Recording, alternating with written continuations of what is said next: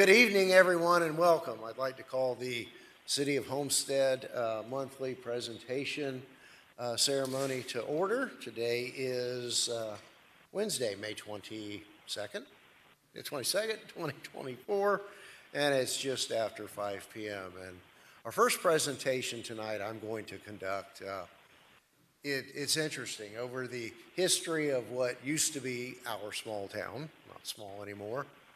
We have had internationally and nationally famous artists and artisans and engineers and inventors.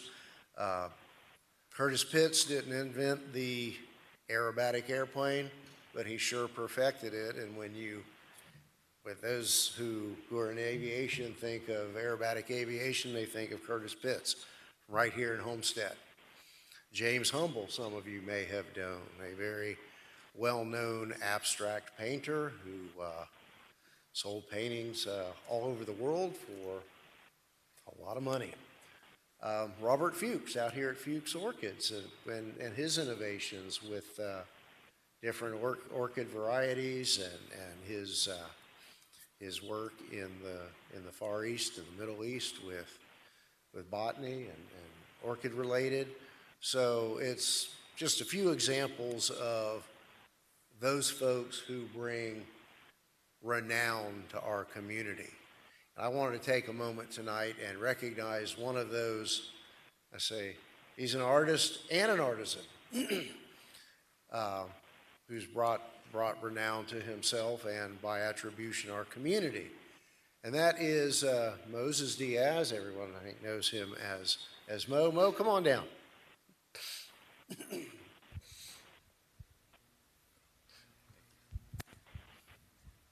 So Mo and I were talking earlier, and he's kind of a victim of his own success, where what used to be the beatnik stuff on the edge is now gone mainstream, and that's the design and creation and the painting and the decorating of lowriders and lowrider type motorcycles and even bicycles and tricycles. Right.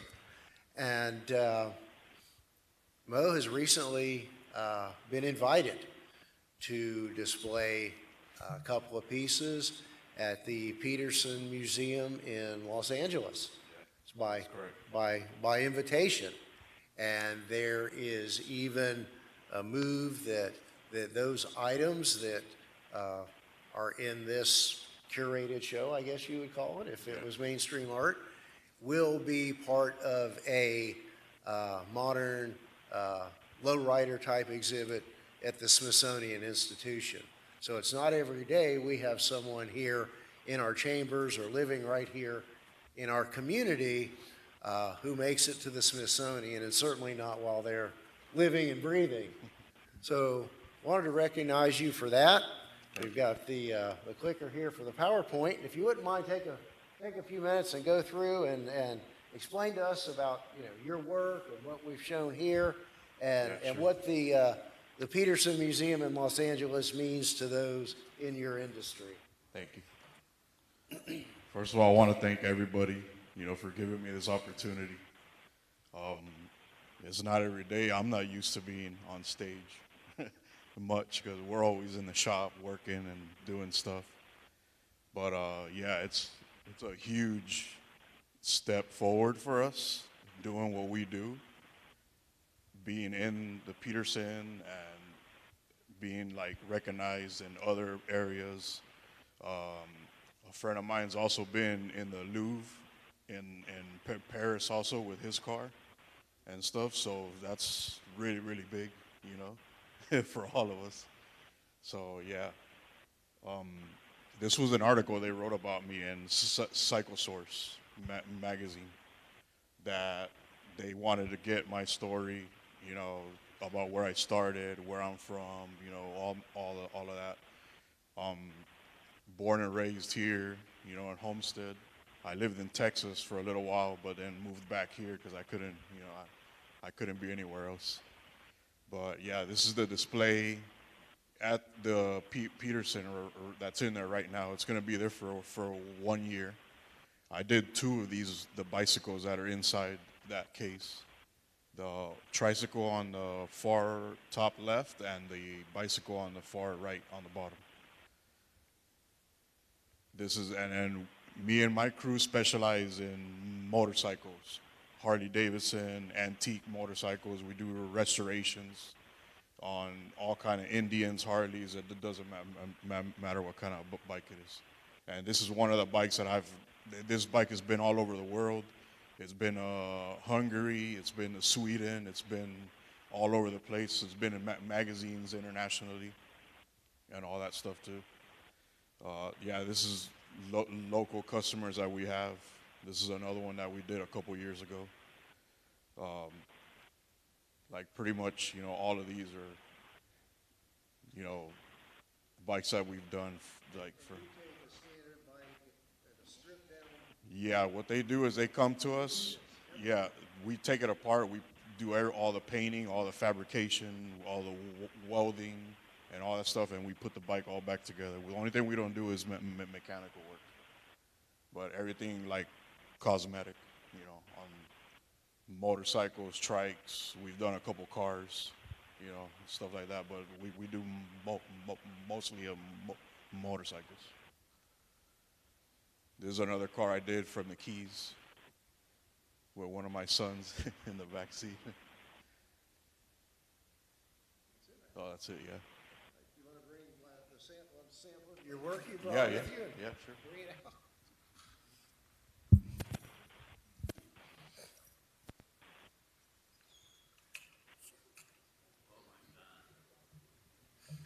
Here, you can put it up there.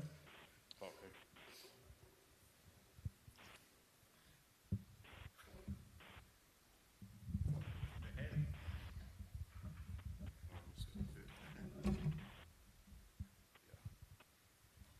This is an example of something that we do. It's a small example.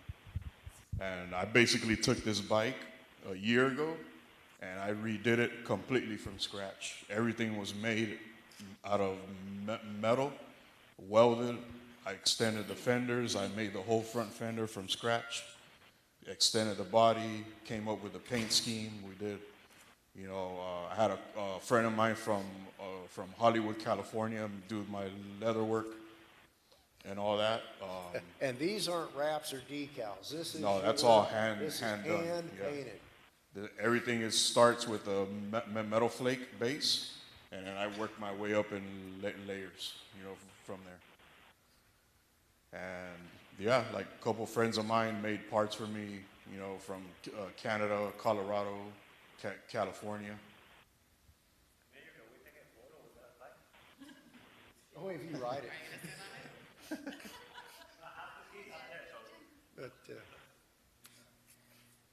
But see, your youngest might still be old enough to want one of those under the Christmas tree. Oh my God, this is amazing. No, everybody tells me that too. No, those parts come from California. You can order that for a regular bike. I just adapted it to this one. Amazing. Thank you. Well, we wanted to recognize So glad you. to have you here, man. Thank You you. know, we just love, you know, our locals, our artisans, our artists. Maybe after today, well, maybe I'll call you a hidden gem, or maybe after today you'll no longer be hidden. And just as Homestead is once upon a time known as the tomato capital of the United States, or the winter vegetable garden, or, you know, any number of, you know, homes of, that for this type of work, Moe's and Homestead is where you go. Yeah. I think you're well on the way. Okay. There, so we can like, Okay. you're gonna see, we're gonna take photos with this thing, man. And I know your family's here, your proud family. If you Yeah. want to introduce them, I know your proudest of all mother-in-law is with us. If I want to call them down and Yes. introduce them, Mayor, yeah, that's all by hand. look at that, man. That's incredible. You have like, it's like 3D. That the guy does by hand with a tool. So this is Like a saddle, This somebody is a would piece work of a saddle. leather, yeah, leather, and he carves it with a tool. It's incredible. Yeah, So introduce you. this is my middle son, Clark, and my oldest son, Eli. They're always in the shop with me too. Even when they don't want to be. And your wife have to take the youngest And out? the little one was. Oh, okay. He was tired already. Yeah.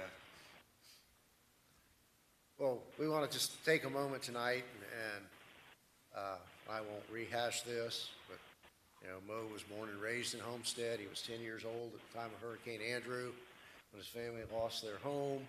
Through various circumstances, he was gone for a while, found his way back here, found his niche. Someone gave him the opportunity, and he found his niche, and he's now on his way to the Smithsonian Institute from Homestead, Florida.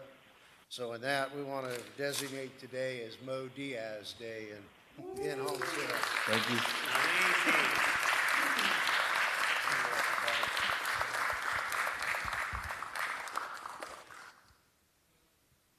You want us to move over that way, so that's not in the, move over, sorry. Right behind the mic, yeah.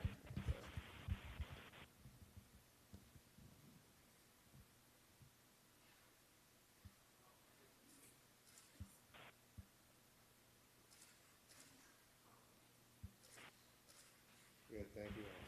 Thank you. Thank you for all that you do. Thank you. Oh, Appreciate you're it. amazing. We're so glad to have you.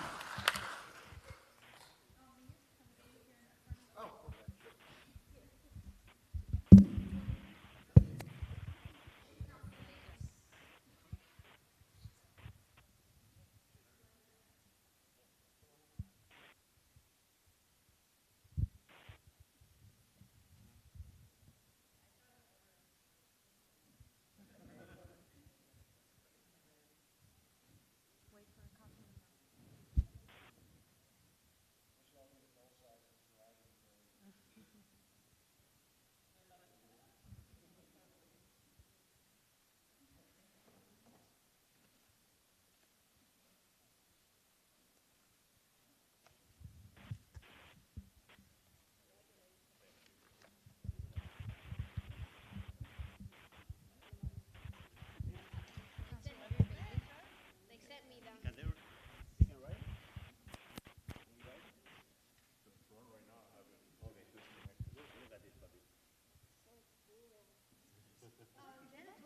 Janet told me, like you could do like custom. What do you think about this work? Nice. It is nice. This is actual. I want to. Huh? They make motorcycles and everything. I like this. Is this actual emerald? Emerald. I don't think they're close to it. Emerald sprinkles. Actually, we're watching the same, so. Well, I remember at one of the last art events at the Speedway, walking through, and all of a sudden I look over and I see your work, and I'm like, Pimp My Ride has nothing on this. That old show, I used to watch it. It's amazing. Congratulations.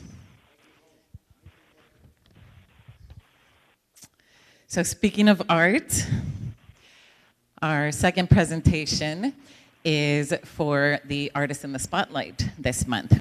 Past, May 18th was Flag Day. May 18th was Haitian Flag Day, and we had quite a few events throughout the city to help celebrate. And we hosted the Artist in the Spotlight this month at the Seminole Theater. And our pastor here, who is doing the invocation, who's also on the SWAC, come join me, because I never have anybody from SWAC at this time. So it was a beautiful event. We partnered with ADAP, a few other organizations. We had music this time, delicious food. So definitely do not miss the next one. And there was an incredibly creative power couple that completely adorned the walls of the Seminole Theater. So they were here. They are here today to talk a little bit about their process.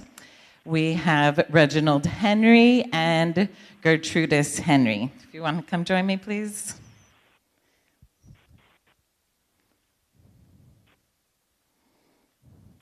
So Reginald is from Haiti, and his wife is from Cuba.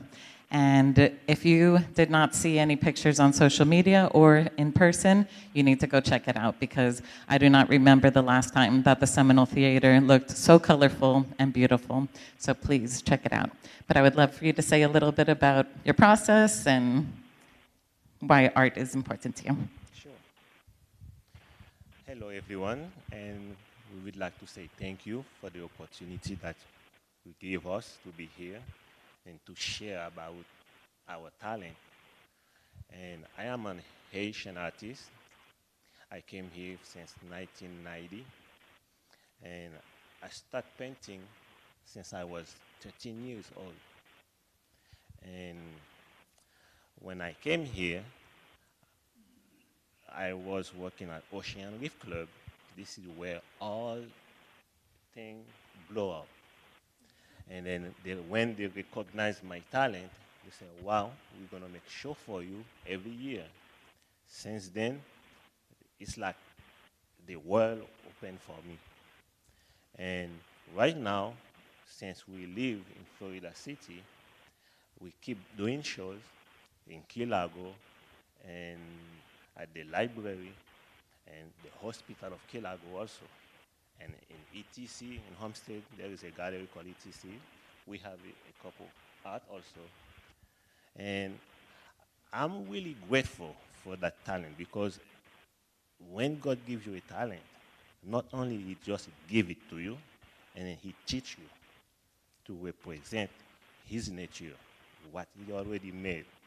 So as an artist, we represent what God already made, because we see the color, we see the mountain, we see those trees, all the detail He made in the trees, even us.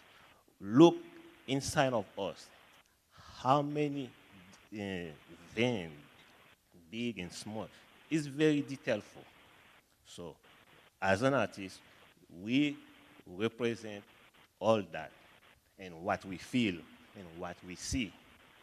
And I like it. It's something from inside of me. It's part of me, it's myself. I represent in my painting also family value.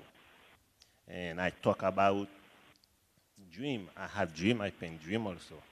I paint surrealism and memories from my country that I will never forget, because raised in a small country, surrounded by mountains, beautiful sunset, and trees, birds. Those still on my mind. And every time I get my brush to paint something, I say, here I come, Lord, guide me. And I don't want to keep it so much time, so I'm going to pass my wife, Gertrude Henry. Hello, everyone. I am here because God permitted me to be here. In 2022, I almost died. I had 2 massive heart attacks and an open heart surgery. I always paint in kids' faces, but I never paint in a canvas. Always my husband say, why you don't paint in a canvas? You have a talent. And during the recuperation, I told my husband, give me 2 canvas. So I start to paint. I can't stop now. So I am a miracle because God allowed me to be in this world. So He gave me a talent, so I'm going to use it for Him.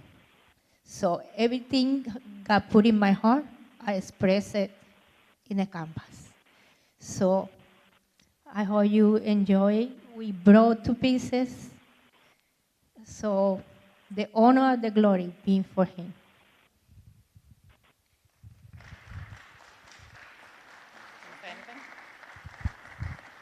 Hello, everyone. It is a privilege to be part of the great display of the Haitian artists. We only had Henry and Gertrude. No, you're not Henry. Henry is the last name, right? So what's the first name again? Reginald, like me, Reginald. I forgot already. So Reginald and Gertrude, we had other artists as well at the similar theater on the day of. On Saturday, it was a great display of the culture of Haiti. So it's great to exhibit our culture, our heritage, what we are, who we are, and what we bring in this world. So I hope that everybody enjoyed this month as you see many Haitian display, not only here, but Miami-Dade, all over the country, because May 18 was our Flag Day. So thank you for having us, and I'm glad to see this painting, which, like Councilwoman Billy said, we have many works in the theater that you guys can go and enjoy. Thank you. Definitely, you have to check them out. If you guys want to come up here, bring your piece, we can take a photo. But yeah, the first floor and the second floor, completely full. So don't miss out. Thank you guys again so much for sharing your talent with us.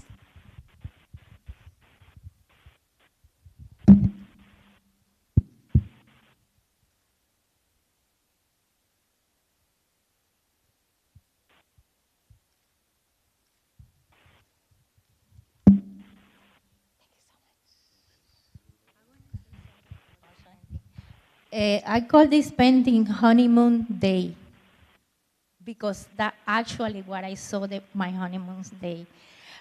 We were in the hotel and was a beautiful, amazing moon that day. And tell my husband, "Yeah, let's go to see the moon." So we get down, we took those chairs from the hotel and sit down there. In the moment, this guy come out from the sea. She was huge, more bigger than this table. And she started to look over to lay her eggs. When she left, she go back to the sea. We went to see the eggs. They were discovered, and we covered them. So that was our experience when we had the honeymoon day. Thank you. Thank you. Let's hear it one more time for them.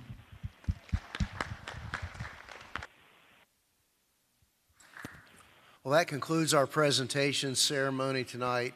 And again, we are just so pleased to have these caliber of artists and artisans and craftsmen in our community. And it's certainly our pleasure to give you the small piece of the recognition that you deserve for your talent and your efforts in our community. So again, thank you all. All right. You're welcome to stay and be bored to death for the rest of the night. All right, are you ready, Madam Clerk?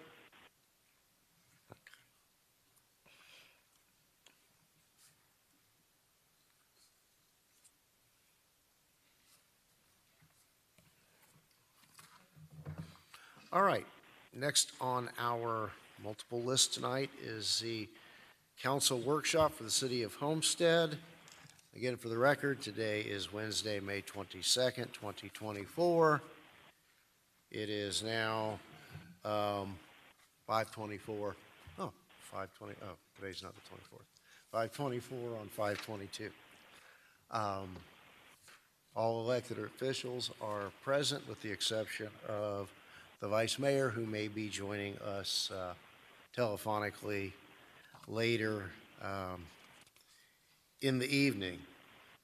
So, Mr. Manager, are you or is someone on behalf of the CRA going to be handling the agenda? Good evening, Council. Good evening, Mr. Mayor. Assistant City Manager Zach Good is going to be anchoring tonight. He switched chairs. You probably may have received my memo tonight informing Council that the Director of CRA, Kimitra Driver, has just tendered her resignation effective the end of this month. So my Assistant City Manager volunteered willingly and happily to step in and hold the fort until we make the new appointments. Sounds like there's a story behind it. Thank you, Mr. Manager. Thank you, Mr. Chair.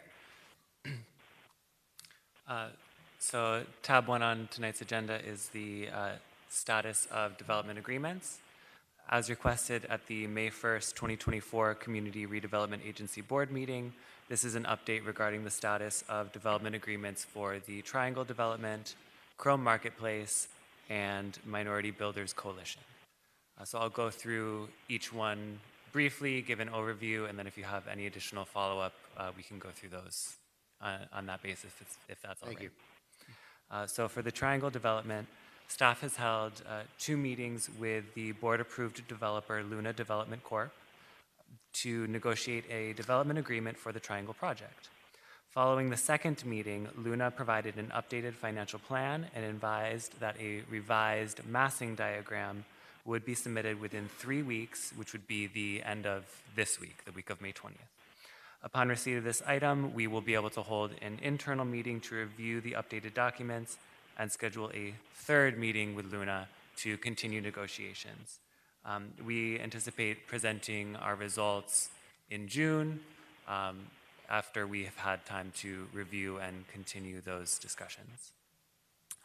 For Chrome Marketplace, which is Society 8, staff has held several productive conversations with Society 8 to negotiate our development agreement and management agreement there.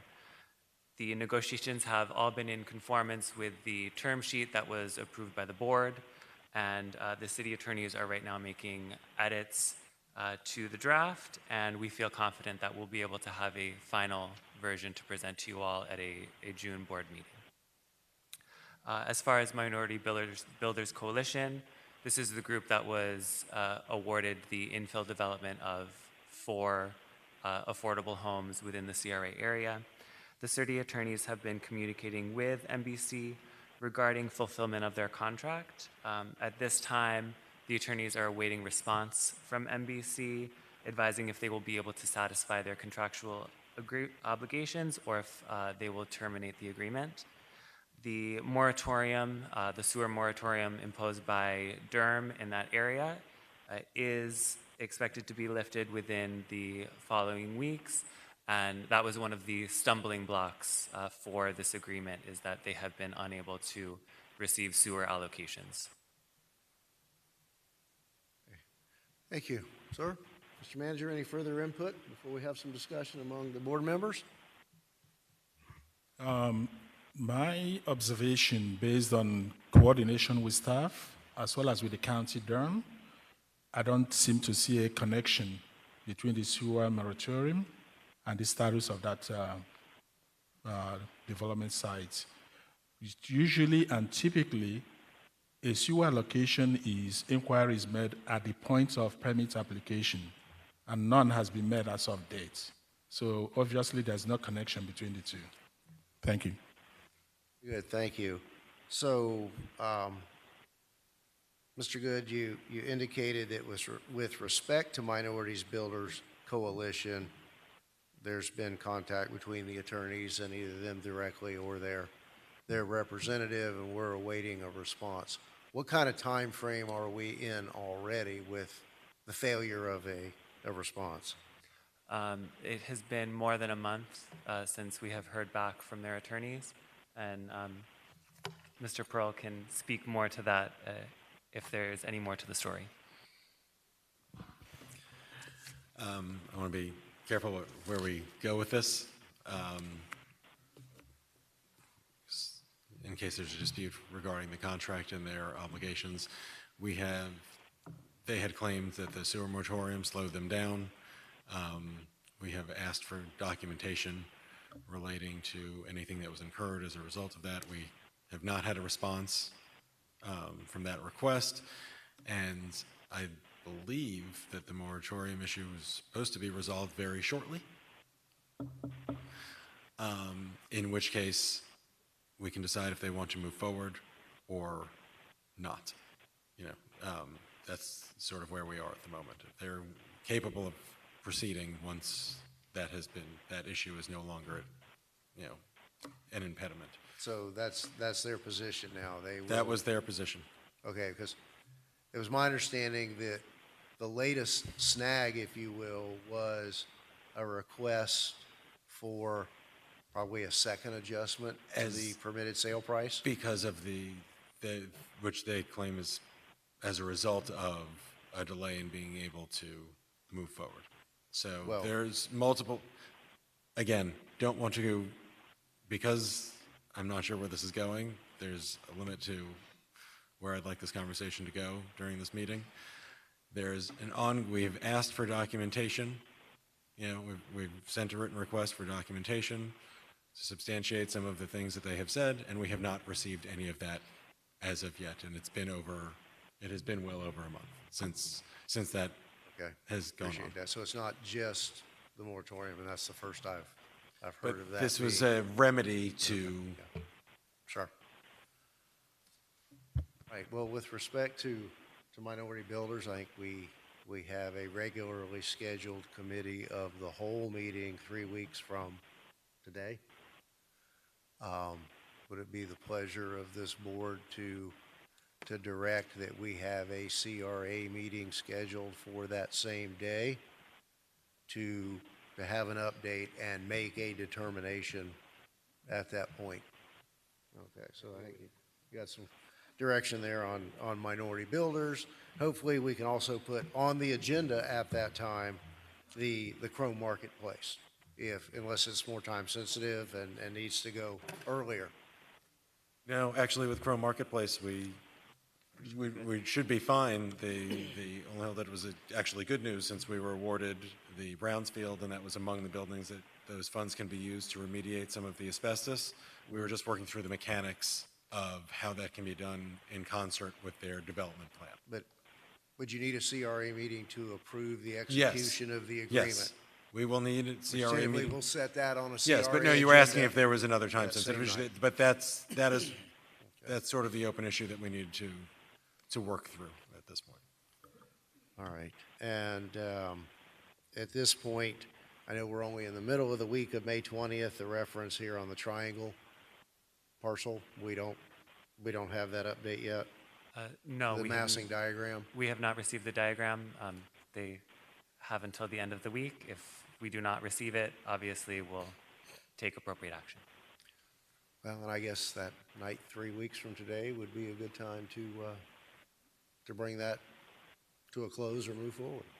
Yes, sir. All right, so you have an agenda, and we'll call a CRA meeting consecutively with the next regularly scheduled committee of the whole meeting. All right, so I think that, well, okay, now we're off to the shotgun property. Thank you, Mr. Chair. So we'll have a presentation to kind of guide our discussion in regards to the shotgun property. So by way of background, on October 13th, 2020, the Homestead Community Redevelopment Agency Board approved a development agreement with Centennial Management Corp. For senior housing projects to be developed on the CRA land located at 866 Southwest 7th Street, which is commonly known as the shotgun property. The agreement had contingencies for the developer to be able to apply for several cycles of tax credit funding, which they were unsuccessful in attaining, so that agreement automatically terminated.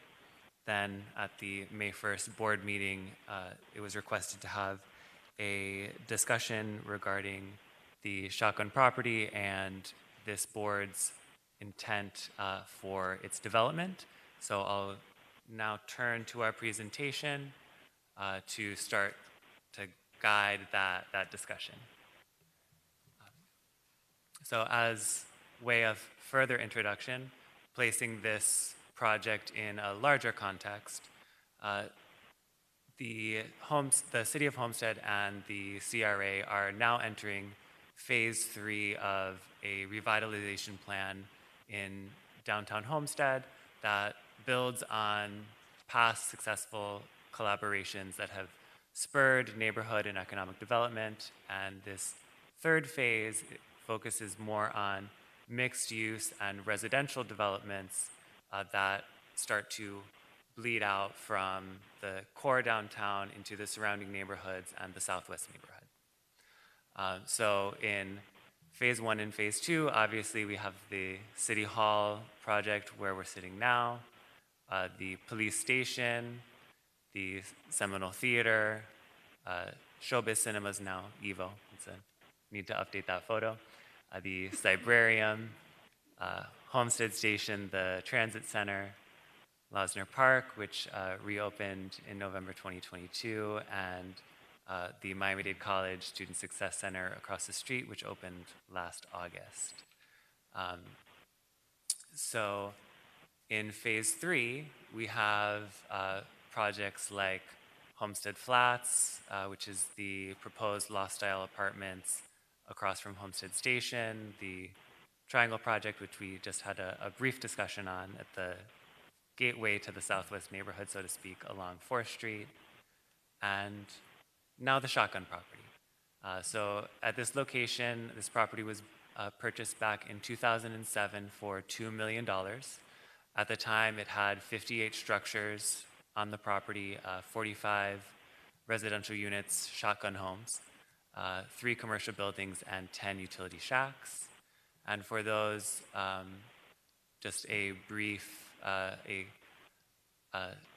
brief aerial view here, so you can kind of see the property outline in context with the surrounding neighborhoods. And for those who may not be familiar, these are some photos of how that property looked at the time. So you can see that through the demolition of those properties, that was a big change for that area, removing those blighted properties. So now we'll look at a quick drone video so that you'll get context for how it currently sits today.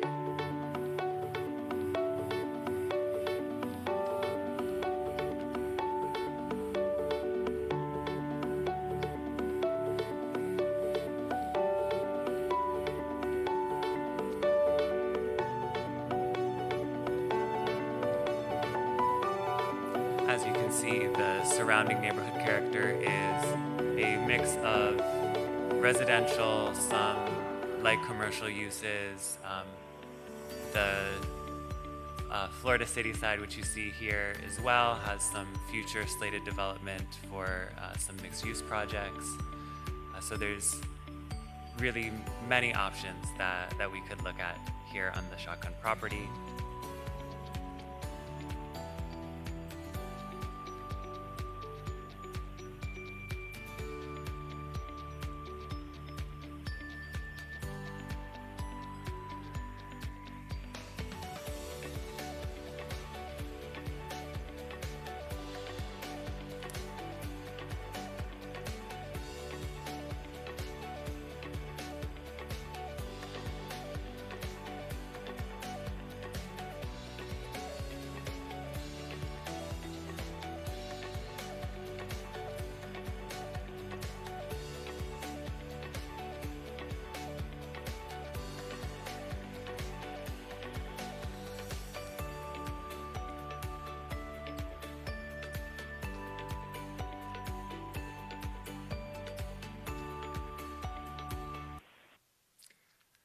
So that was our drone flyover, so you guys got some context. A summary of the property.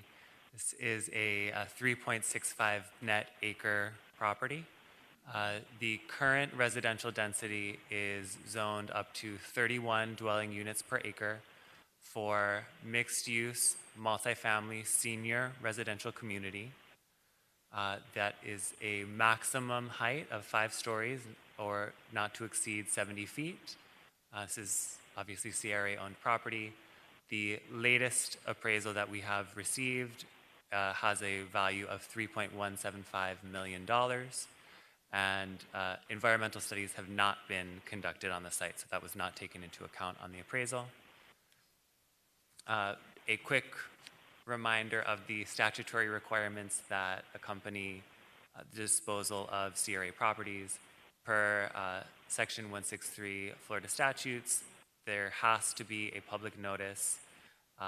It has to be open to any party interested in purchasing or acquiring a leasehold interest for development. There is a minimum of 30 days notice requirement. However, that can be extended.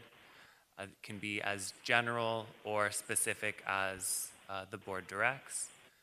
And the 163 notice is different from an RFP or an RFQ in that there is no cone of silence, no scoring criteria, no quote-unquote application, and the CRA may, at its sole discretion, reject all proposals, accept any proposal, and pursuant to this, accept further proposals without further notice. So a quick timeline, just to kind of put this in perspective.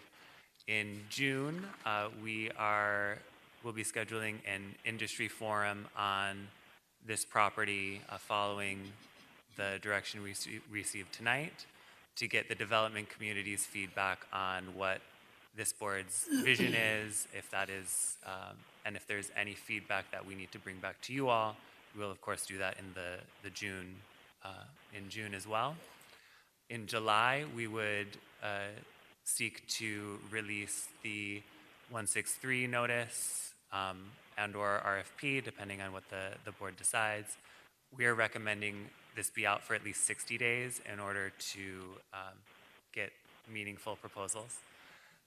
In September and October, we would select a preferred proposer, and hopefully by December, we would be able to have an executed development agreement with a project completion by January 2027. So for your discussion tonight, we are seeking direction on the transaction structure, whether we're looking at a purchase or a leasehold. What type of product you're looking for. Is this, again, the status quo senior housing? Would this be a single-family neighborhood, a townhouse community, traditional multifamily, or would this be a mixed-use project, a quote-unquote city place style development with a national anchor tenant, maybe a grocery store, and then of course the multifamily and open space to accompany it. Your direction on density, whether you're comfortable with the current 31. For context, the surrounding properties in that area are zoned at 15 units per acre. And then our procurement strategy, would you like to use the more flexible 163 or put this out through the RFP process, which has a little bit more stringent and standardized guidelines? And then just any other comments that may come up. Open space, art and public places, amenities, community benefits, overall aesthetics. So the floor is yours. Thank you, sir. Appreciate your work on this. My thought would be is that the industry, a well-advertised industry day would be a good starting point for our discussion. I think councils in the past have made the mistake of pronouncing their vision that really didn't result in something that was viable or interesting to the development community. So I think that, the preponderance of what comes out of the industry day, I think may be a good guidepost for our further discussion. So, maybe again, if you can have that industry day before the next scheduled CRA meeting is scheduled a few minutes ago, we can take this on, or begin to take it on as well, or at least circulate by then some of the results, the thoughts of that industry day. I mean, so much has changed in terms of interest from throughout the country in our community from when we did this, where Centennial ultimately became the potential vendor, that, I think I would perceive there would be much more input with far better detail and creativity. So I'm content to to wait for the results of Industry Day and have us come back and discuss those findings. Board members? We're good? Yes. Board Member Bailey? Thank you, Chair. The only thing I would ask that we consider when you're hosting that is to just keep in mind that there is still a big need for a more upscale area for our seniors in the Southwest. I had my list of things that I would say I was leaning towards, but obviously we haven't been on the right track for a while now. So I'm all for that, but I do think that we need to at least have some piece in there that that at least pushes to have at least a part of that be set aside for seniors. Thank you. Thank you.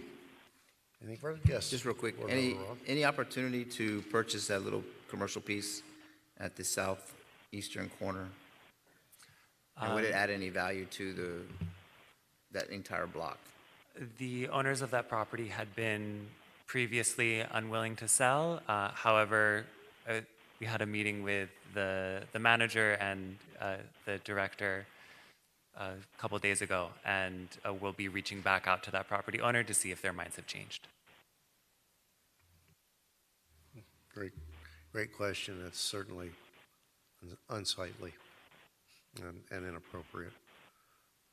Not saying to use the Croyo model of functioning, but something's got to give there.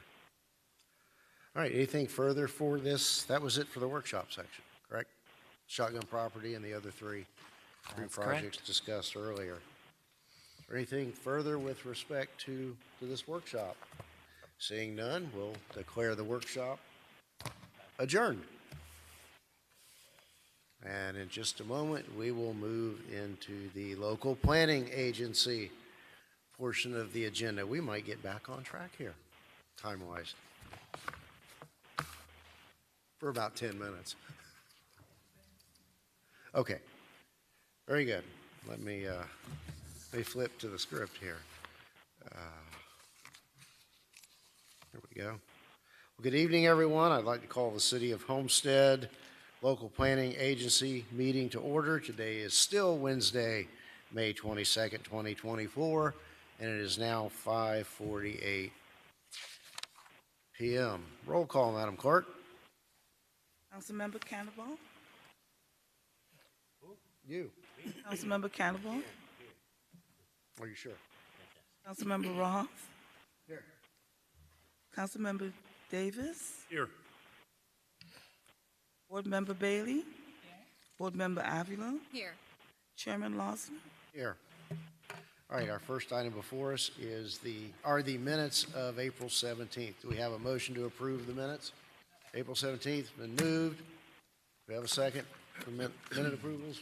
Seconded by Councilman Cannibal. Any further questions or comments? All in favor? Aye. Any opposed? Mr. White.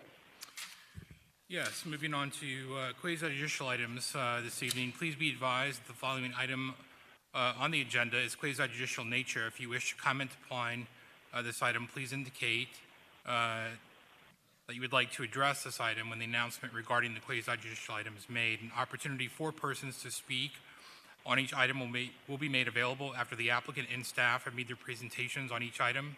Swearing in, all testimony, including public testimony and evidence, will be made under oath or affirmation. Additionally, each person who gives testimony may be subject to cross-examination. If you do not wish to either be cross-examined or sworn, your testimony will be given its due weight. The general public will not be permitted to cross-examine witnesses, but the public may request the local planning agency to ask questions of staff or witnesses on their behalf. The full agenda packet on each item is hereby entered into the record. Persons representing organizations must present evidence of their authority to speak for the organization. Further details of the quasi-judicial procedures may be obtained from the clerk. In accordance with Code Section 2-590, any lobbyist must register before addressing the local planning agency on any of the following items.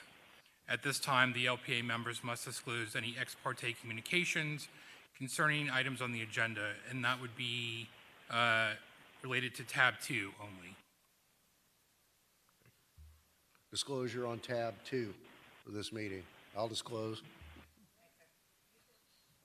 You need, nothing on Homestead Commons? That's the vacant parcel on US 1. All right, so we have across the board disclosure on the one quasi-judicial item on the Yes, agenda thank you. tonight. So at this time, I would ask anyone who's in the audience who's wishing to speak on the items this evening to please stand, raise your right hand to be sworn by the clerk. You hereby swear or affirm to tell the truth and nothing but the truth, so help me God. Thank you. You may be seated. Tab 2, card number 4240. It's an ordinance of the City of Homestead, Florida, approving the rezoning as requested by Homestead Commons to LLC of an approximately 9.56 acre parcel of land from restricted retail commercial B1 zoning district to retail commercial B2 zoning district for the property generally located on the east side of US 1 and south of Southeast 4th Street as legally described in Exhibit A and providing for an effective date. Thank you, sir. Mr. Cordino. Yes, sir. Thank you. Staff is recommending approval of this zoning change ordinance, code ordinance. The property is currently zoned restricted retail, and that's B1, and it's got a future land use map designation of light commercial use. And pursuant to our comp plan policy 2.1, the LCU, light commercial use, is compatible with B1, B1A, R4, and B2.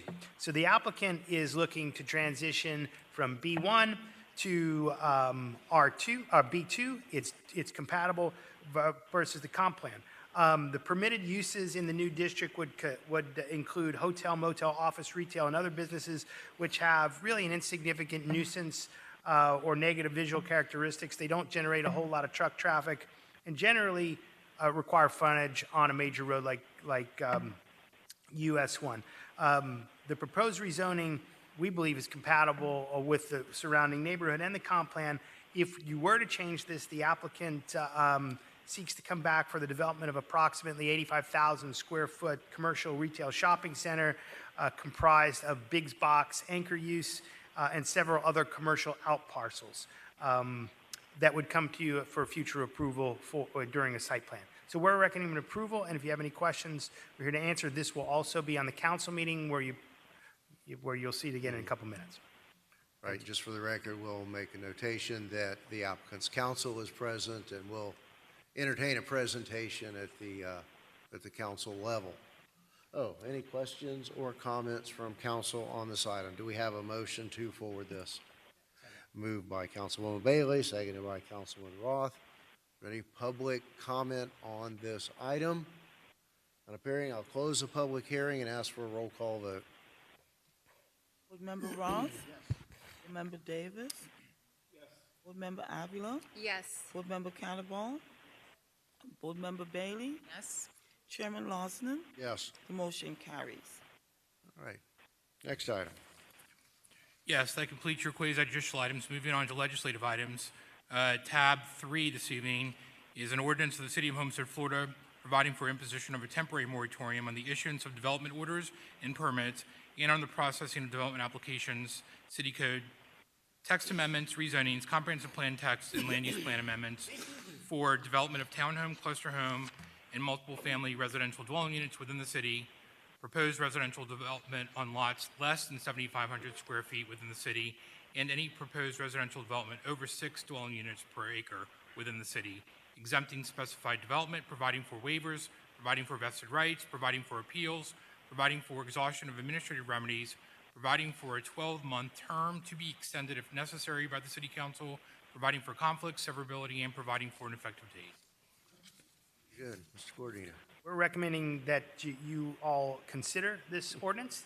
Just as background information for anybody that's listening, this came about in this form at our March 7th, 2024 meeting where the City Council directed staff to prepare the draft ordinance for the imposition of a 12-month temporary moratorium.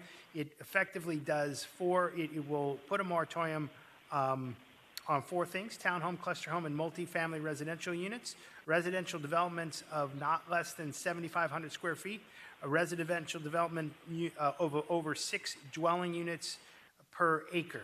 The implementation of this moratorium, we believe, is warranted in order to address and evaluate the consequential growth demands that medium and high-density residential development has placed on the city's infrastructure. And we'll be able to do that within the time frame, figure out where we need to go after that, so that when this moratorium wraps up, we have a pathway forward. Good, thank you, sir. All right, board members, I'll open it up for conversation, if any. Initial conversation.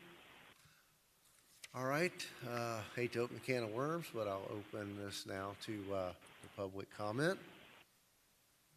Seeing none, I'll close the public hearing. Come on down, let's get it over with. I wasn't sure if you wanted to get it over with or not. So, Hugo Arza, 701 Brickell Avenue. I mean, Mr. Mayor, obviously you're taking the item up during your regular meeting, so I'm happy to just preserve that I'd like to speak at that time and not take up time now if all of you would rather have the discussion then, which I think is the preference, but I wanted to make sure I did not. Let's do that. You're on that So, track. Thank you. I'll see you hopefully in not too long. We'll move you to the end of the agenda. Okay. Alyssa Tapinas, 200 South Biscayne Boulevard, on behalf of DR Horton. Ditto to what Hugo said. Thank you. Thank you. All right. We'll close the public hearing, and do I have a motion to forward this to the council agenda? Moved by Councilman Roth, seconded by, Cannonball and Avila, photo finish there on the second. So, roll call, Madam Clerk. Board Member Cannibal? Board Member Roth? Yes. Board Member Davis? Yes. Board Member Bailey? Yes. Board Member Avila? Yes. Chairman Losner? Yes. The motion carries. Moving on to your last item for consideration this evening under legislative items. This is tab number 4, car number 4245. This is an ordinance of the City of Homestead, Florida, establishing Chapter 30 zoning, Article 3, District Regulations, Division 26, Rapid Transit Development Overlay, RTDO District, and corresponding development regulations and standards for the RTDO District, providing for inclusion in the code, severability, conflicts, and providing for an effective date. Thank you. Mr. Gordino. Yes, sir. Thank you. We're recommending approval of this proposed ordinance. If you recall, this stemmed from the Miami-Dade County attempting to amend their longstanding rapid transit zone ordinance to take the ability for cities to set the densities in the land use, to set the heights in the zoning code, and to have the cities go through the review and approval process. The county wanted to take that back. The cities pushed back and worked with the county to where the county said that we could, as cities, maintain our authority over the land use, the densities, the zoning code, which are the heights and the setbacks and those types of things, and our autonomy over the approval process if we put together a plan by July 31st, 2024. And so this is that plan. They gave us very flexible and minimum standards which we needed to meet. We believe we've met the minimum standards with this. The standards that are proposed are in concert with conversations we've had, and they're in concert with some of the things that we talked about at the recent charrette. And we have, this is first reading in May. We'll do second reading in June, so we'll be well ahead of the July 31st deadline should something go wrong. But what could possibly go wrong at this point is my contention. Thank you. Very good. Thank you. Any questions or comments from the board? All right, very good. We'll open the public hearing. All right, we'll close the public hearing. Do I have a motion to approve by Councilman, to move forward by Councilman Cannonball? Second by Board Member Roth. Roll call, Madam Clerk. Board Member Davis? Yes. Board Member Bailey? Yes. Board Member Roth? Yes. Board Member Cannibal? Yes. Board Member Avila? Yes. Chairman Losner? Yes. The motion carries. Very good. That concludes the noticed agenda. Anything further from the manager, or the attorneys, or planning staff for None. this meeting? None. No. All right, we have a motion to adjourn? Second. Wait a minute.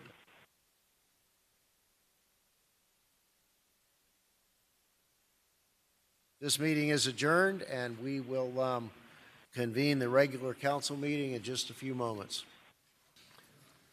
Well, good evening, everyone, and welcome to the City of Homestead regular city council meeting. Today is Wednesday, May 22nd, 2024, and it is now 6:12 p.m.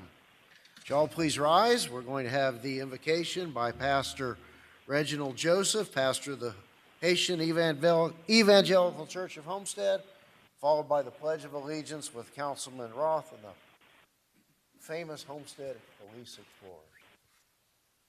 Pastor Joseph, let me hit your microphone.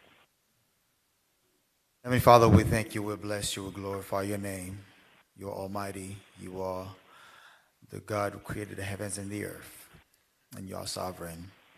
Thank you for the privilege to be here. We thank you for our city, we thank you for our elected officials, we thank you for our businesses, we thank you for our law enforcement, we thank you for our leaders, we thank you for the great people that make this city great for what it is. God, we give you this meeting tonight, that every item on this meeting you can discern and give us wisdom, especially to our board. We thank you for each and every one of them. We pray that they will understand the need of this community and they'll take the correct decision to help us and to make us better than we already are. We thank you for everyone here tonight. We ask you to keep on blessing this city in every possible way. We ask you all this in Jesus' mighty name. Amen.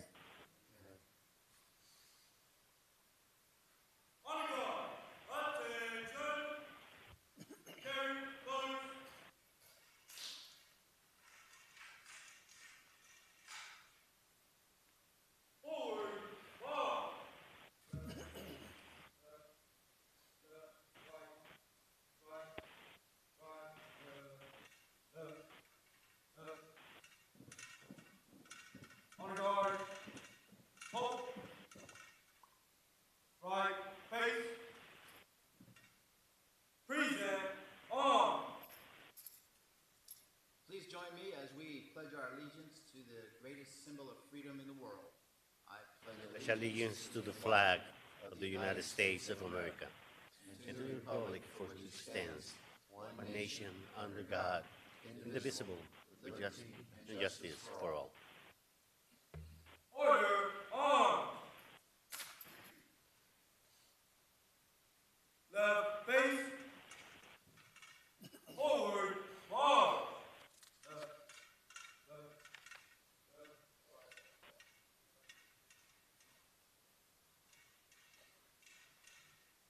Thank you all. Please be seated.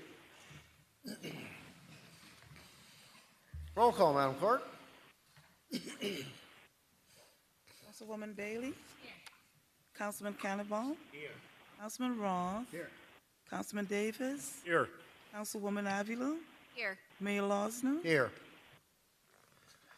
All right, we've come to the part of the agenda where we allow public comment. And this is general comments, not with respect to specific agenda items. For the previous registration is Giovanni Fernandez. Mr. Fernandez, are you in the audience wishing to speak?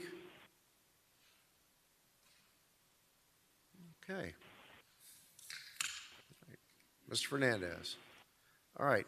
Is there anyone else in the audience or online wishing to speak with respect to a general matter, a non-agenda item? If you wish to speak with respect to an agenda item, we will afford you that opportunity as we deliberate that particular item.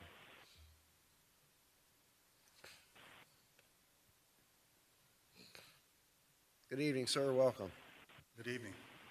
Good evening to the council, city manager, and everybody in their respective places. My name is Harold Ford, President South Dade Branch in AACP. I am here due to phone calls that I've been receiving with respect to the issues that we have spoken about previously at the beginning of this year, with respect to certain employees potentially targeted, and/or harassed. I want to remind this body that President Lyndon B. Johnson in 1964 signed the Civil Rights Act into law, which deals with workplace harassment, hostile work environment, and discrimination. And I want to make sure that it's clear that if these issues continue to go on, and I continue to get the calls, once that victim signs on the dotted line with the NAACP, we will be bringing litigation against this city. It's not something we want to do. We'd rather people be able to work in an environment conducive for their successful, so they can successfully accomplish their responsibilities. With that said, I'm not going to endure or belabor this issue. We've had the conversations. We've addressed this issue that we thought previously, but last couple of weeks, I've been getting calls, not from employees. So let me put that on the record. Not one employee has called me to say that they have been harassed. However, members of the community concerned about their fellow friends who may be working in this city called me, and I'm here to address the issue and hopefully put it to rest, because at the end of the day, I don't want to see things go a certain way that they don't necessarily have to go. So let's respectfully treat employees with respect and allow them to do the work that you've charged them and you compensate them to do as we move forward. Thank you. Thank you, Mr. Ford. Anything further? Is there anyone online?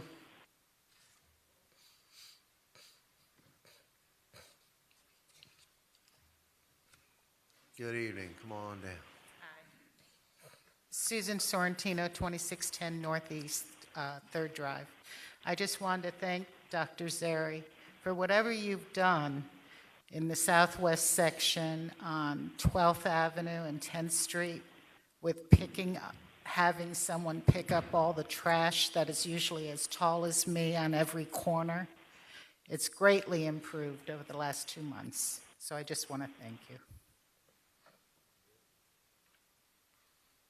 Citywide, and this might be a good time to remind the public that numerous arrests have been made with respect to illegal dumping, and vehicles used in connection with that have been impounded.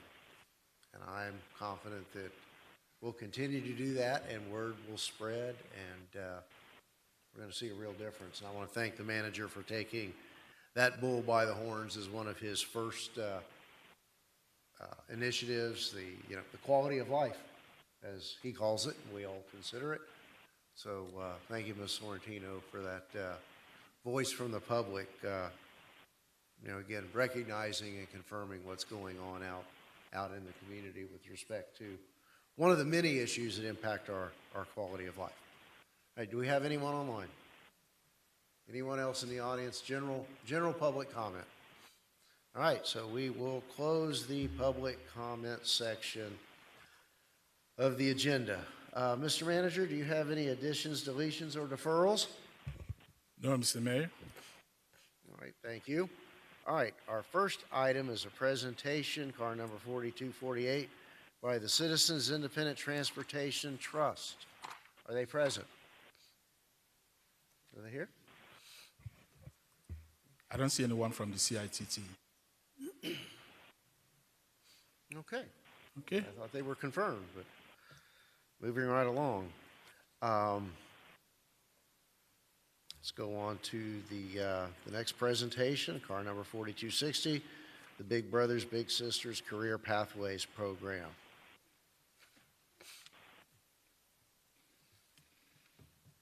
Good evening. Welcome. Good evening. Gail Nelson, President and CEO of Big Brothers Big Sisters Miami. Mr. Mayor, council members, Mr. Manager, I want to just say first and foremost, thank you for the opportunity. Big Brothers Big Sisters was founded in 1904 by a court clerk who saw children going into the juvenile justice system and wanted to find an alternative way, an innovative way, to help kids, to prevent kids from going to jail, to keep kids on the right track. Big Brothers Big Sisters celebrates 120 years of serving these United States of America through the lens of mentoring, a trusted friend and counsel. Big Brothers Big Sisters of Miami specifically been serving the community, serving Miami-Dade County for 66 years. And so tonight I want to just say that all of us, the council and everyone under the sound of my voice can relate to mentorship, because we all have had that special person who took time out to encourage us, to coach us, and even to redirect us as needed. And so tonight I want to propose that Big Brothers Big Sisters of Miami seeks to establish a formal partnership with the City of Homestead to create a career pathways program. This program is called School to Work.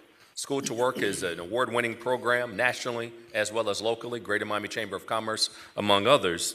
And this program allows high school students here in the City of Homestead to be matched, to be paired with an employee in the City of Homestead, and this program takes place throughout the school year, nothing over the summer, and it's once per month, and a City of Homestead staff member would have the opportunity to mentor them while at work.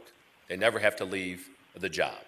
The program begins at 9 a.m. Students from City of Homestead, high school here in Homestead, would come to City Hall, come to the respective offices, from 9 o'clock to approximately 9:30, light breakfast. Then there's some type of life skills group training for the students, employability skills training, such as business communication, finance, personal finance, being exposed to careers, even careers in public service.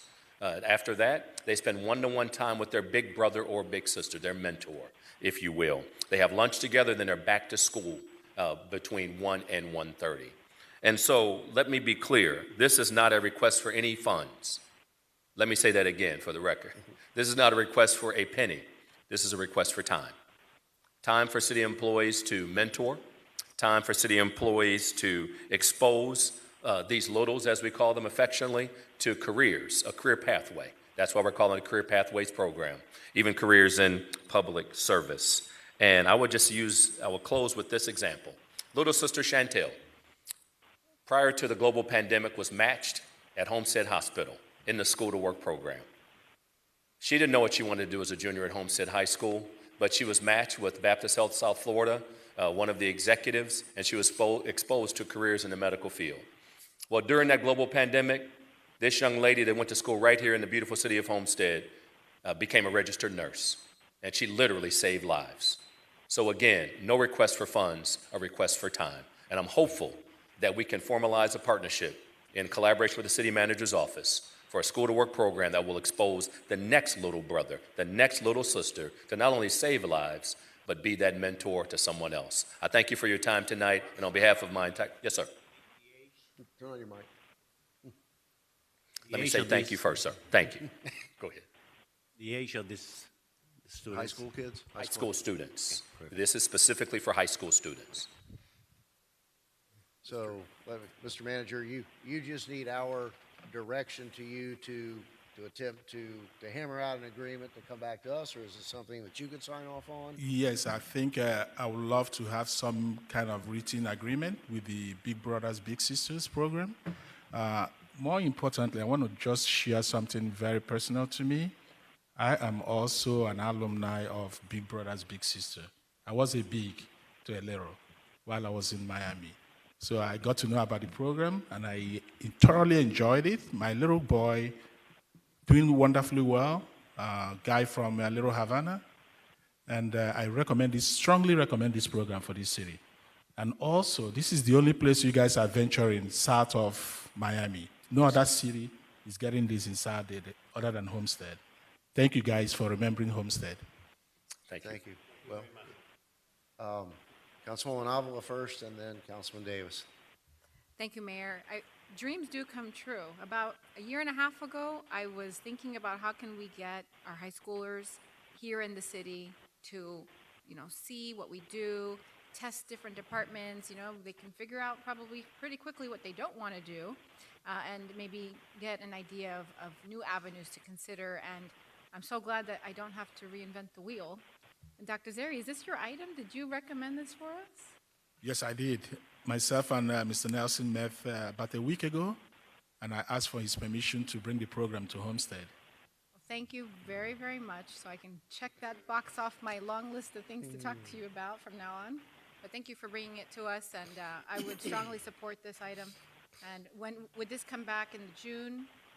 Hopefully, we should be back at the next council meeting. So is this something that would start taking place this fall when school starts again? It would start, yes, the 24-25 academic year. Yes, ma'am. Very happy to hear that. Thank you. Thank you. Councilman Davis. Thank you. I'll just start off, bottom line up front. You absolutely have my support on this project. It's awesome. It's an awesome program. I do have a couple questions, and I suspect you'll have to wicker them out with the city manager. I mean, as we look forward, will we be able to get kids into like the motor pool and to heavy equipment operation? Not that they'll operate equipment, but they'll see how these things are done. So it won't be locked here, but we're into those jobs that make the city happen. Will we be able to reach out that far? I can answer your question very quickly, sir. We have partnerships with the airport. We have partnerships with law enforcement, expose them to all kinds of career pathways without jeopardizing or compromising public safety. So no heavy equipment operation, but they can see someone else do it and then hear from them on how they got the training and certification to operate said equipment. I'm not so keen on having a 16-year-old doing a front end. Nor am I, sir.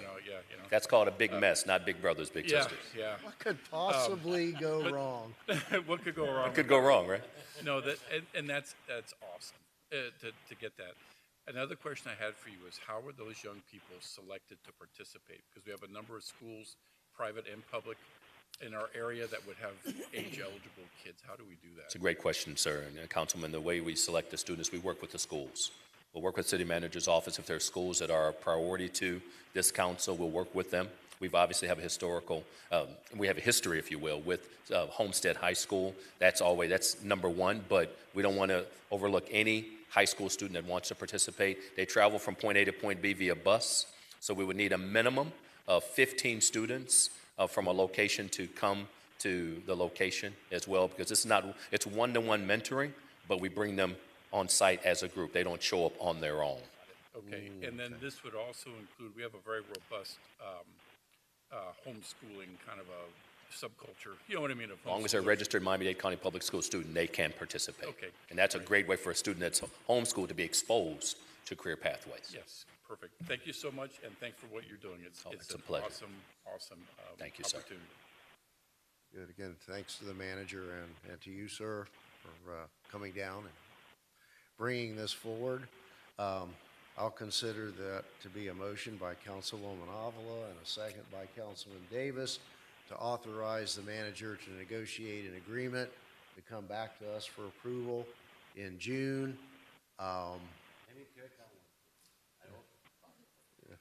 Okay, you thirded it. Okay. So my only caveat would be is that the students involved are actual residents of the city of Homestead. Because there are kids at Homestead High who don't live in the city. There are kids at South Dade High who don't live in the city. There are kids at Keysgate High and Mast Academy that do not live in the city. But, let's reserve our city resources for actual residents. And Mayor, if I may, there's also students that are residents of the city that don't perhaps go to a school locally within the city limits. So, for example, outlier private schools that are outside the city limits, but are residents of the city. But again, that limitation would be the massing of 15, a minimum of 15 somehow, somewhere. But I think the manager has the flavor of where we would like to go. Councilwoman Bailey. Thank you, Mayor. As far as the other programs and mentoring opportunities that you offer, do you have plans of coming to Homestead? Because it's been many years that we've been trying to get you guys here. We actually just started talking to another very large national mentoring program that is trying to come to Homestead in Florida City. And now all of a sudden you're here, which is wonderful. There are enough children to mentor, but we would love to have some of the other programs that you offer as well. Well, absolutely. You have the full menu of mentoring opportunities. I don't know my visit has nothing to do with a response to anyone else. I'm not aware of anyone else. But interesting timing. No, I mean, it's sincerely, I don't. But you have the full menu of mentoring opportunities with Big Brothers Big. Our community-based mentoring program. We are the largest and the oldest and largest. We don't look our age. We're the oldest and largest youth mentoring organization in the United States, and we've been mentoring here in the city of Homestead with the School to Work program, but formalizing with the city of Homestead. The full menu is available. Once we sign the MOU, it will include not just School to Work, but our community-based mentoring, which is the signature program, one-to-one. So you will have it all. For the next month's meeting, would you please bring a short presentation of what you offer here? Because I have honestly, Absolutely. No, I happy would to love happy to to know. do so. Okay. Happy to Thank do you. so. Thank you. Thank you, Mayor. Thank you. So we do have a motion and a second. Roll call, Madam Clerk. Councilman Roth? Yes. Councilman Davis? Yes. Councilwoman Avila? Yes. Councilman Connor Ball? Yes. Councilwoman Bailey? Yes. Mayor Losner? Yes. Motion carries. Very good. Thank you. Appreciate it. Thank you for Thank you coming all. down. Okay, we have now we have the consent agenda before us. I'll entertain a motion to approve the consent agenda. All right. No questions, comments? All in favor? Aye. Any opposed? All right. If there is no objection, I'd like us to deviate from the order of the agenda slightly.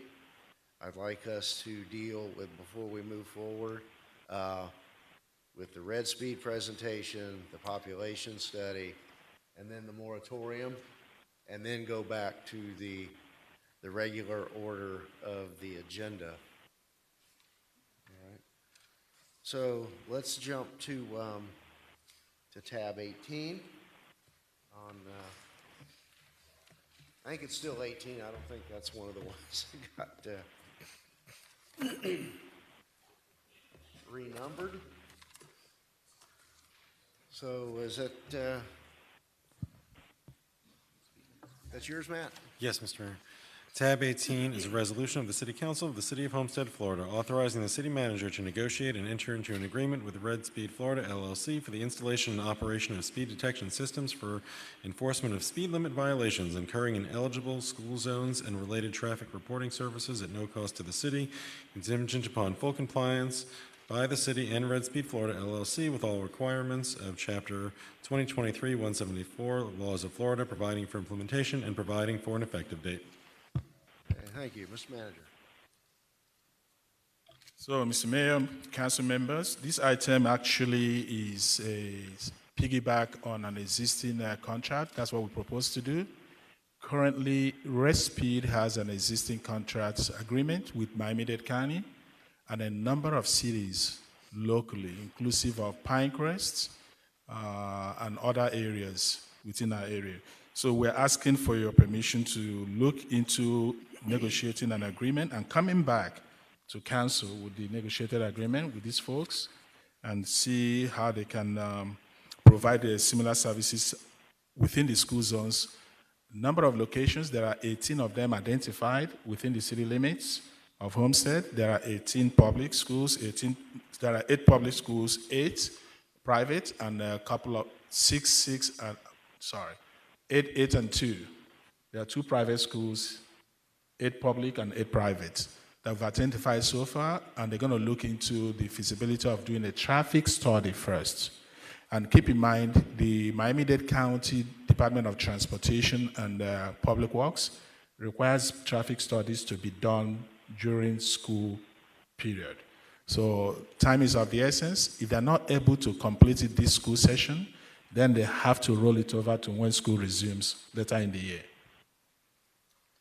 So then our authorization tonight would, I guess, procedurally, they would go out and do the study and determine the best locations. The best locations that warrant for them to do this kind of enforcement action pursuant to Florida statute. And that then would create the infill for the contract that you would bring back to us in the future. Let me have the city attorney opine on some of the details. Okay, sorry. So this is a multi-step process that needs to be gone through. You can engage with Red Speed. The contract has been formulaic amongst the cities. Red Speed, and I believe they're here, can speak to this, but they'll conduct a traffic study, identifying the school zones with the need. Then the city will adopt an ordinance implementing the program. There's a warning period during which, sort of public notification that this is now in place, and then notices of violation will be done. So you will see an ordinance for a first and second reading adopting the necessary legislation, implementing the program within the city. But that ordinance will outline the school zones, and the precursor to that are these traffic studies.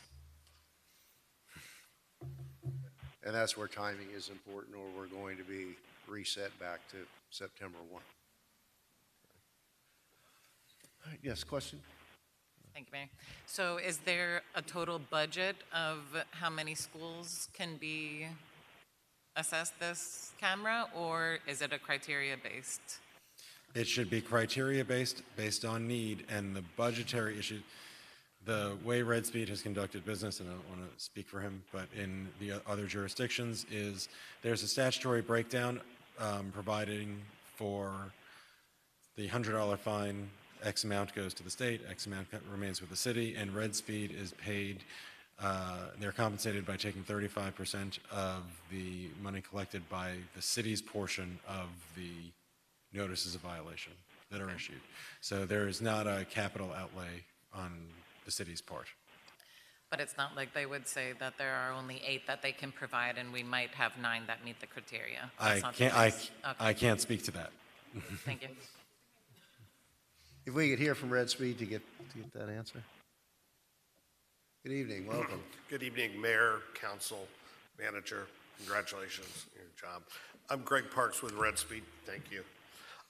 The question was on how the schools will qualify for inclusion in the ordinance if you were fortunate enough you vote to move forward. House Bill 657, which was passed in 2023, overwhelmingly, Tallahassee, states that in your ordinance you must state the schools where you wish to use this enhanced enforcement measure. And you need to attest that there's a heightened need for this, and that's where the speed study gives you empirical evidence to include it. So it wouldn't really be up to us. We'll put them where they're needed and where the permit will be approved. But I think the other, at least, as manager mentioned, we're working with about 15 cities around the state right now, a bunch in Miami-Dade, the county, Pinecrest, South Miami, Miami Gardens. And you'll want to include those, and I believe want to have the empirical evidence that, yes, this shows there's a heightened safety risk at these schools. I was curious because a lot of, well, at least one that I was thinking of, things are changing fast in Homestead. So what is assessed this year is not necessarily what next year, the previous is going to look like. So. Yeah, and they can be added at any time. Just Okay, it will that's what- require an additional public hearing, Okay. allowing for comment as any ordinance process. Thank you. All right, very good, thank you. Any further from council? Okay, we have a motion to approve by Councilwoman Avila. Mr. Second Mayor? by Councilman Cannonball. Mr. Mayor? Yes, Mr. Manager. So if the state regulation requires the list of the schools to be identified in the ordinance, what that means is that we will need to amend the ordinance from time to time to add more schools. Which, and a predicate to an addition would be yet another traffic study that would verify. Which we could the do at need, any time, which and you there's could no do, yeah. cost or obligation for the study. All right, very good. Thank you for coming down. Thank you. Mr. Manager, roll call, Madam Clerk. Pardon? Oh, Mr. Mayor? Yes. Yes, we do. I'm going to take some public comments, but go ahead, Mr. Pearl. I'm sorry. As we had discussed, I just wanted to state for the record that the Weiss-Serota does represent Red Speed outside of the city in another capacity, as has previously been done. I just wanted to let you know if there's no objection to waiving the conflict. Obviously, if one arises, we stay with the city. But as I've done anytime this has come up, I just wanted to divulge that and make sure that there were no objections from the council. None here. So, okay. And appreciate you bringing down the presentation, maybe the appropriate time to have that. And If you're going to let the vote to approve it, I think we're good. Would be at the time we enact the ordinance, so that everyone's clear, closer to the time that these systems are installed as to what the risks are, I guess. Yeah, yes, sir. Appreciate it. Thank you. Thank you all for your time. All right. Any public comment? Anyone online?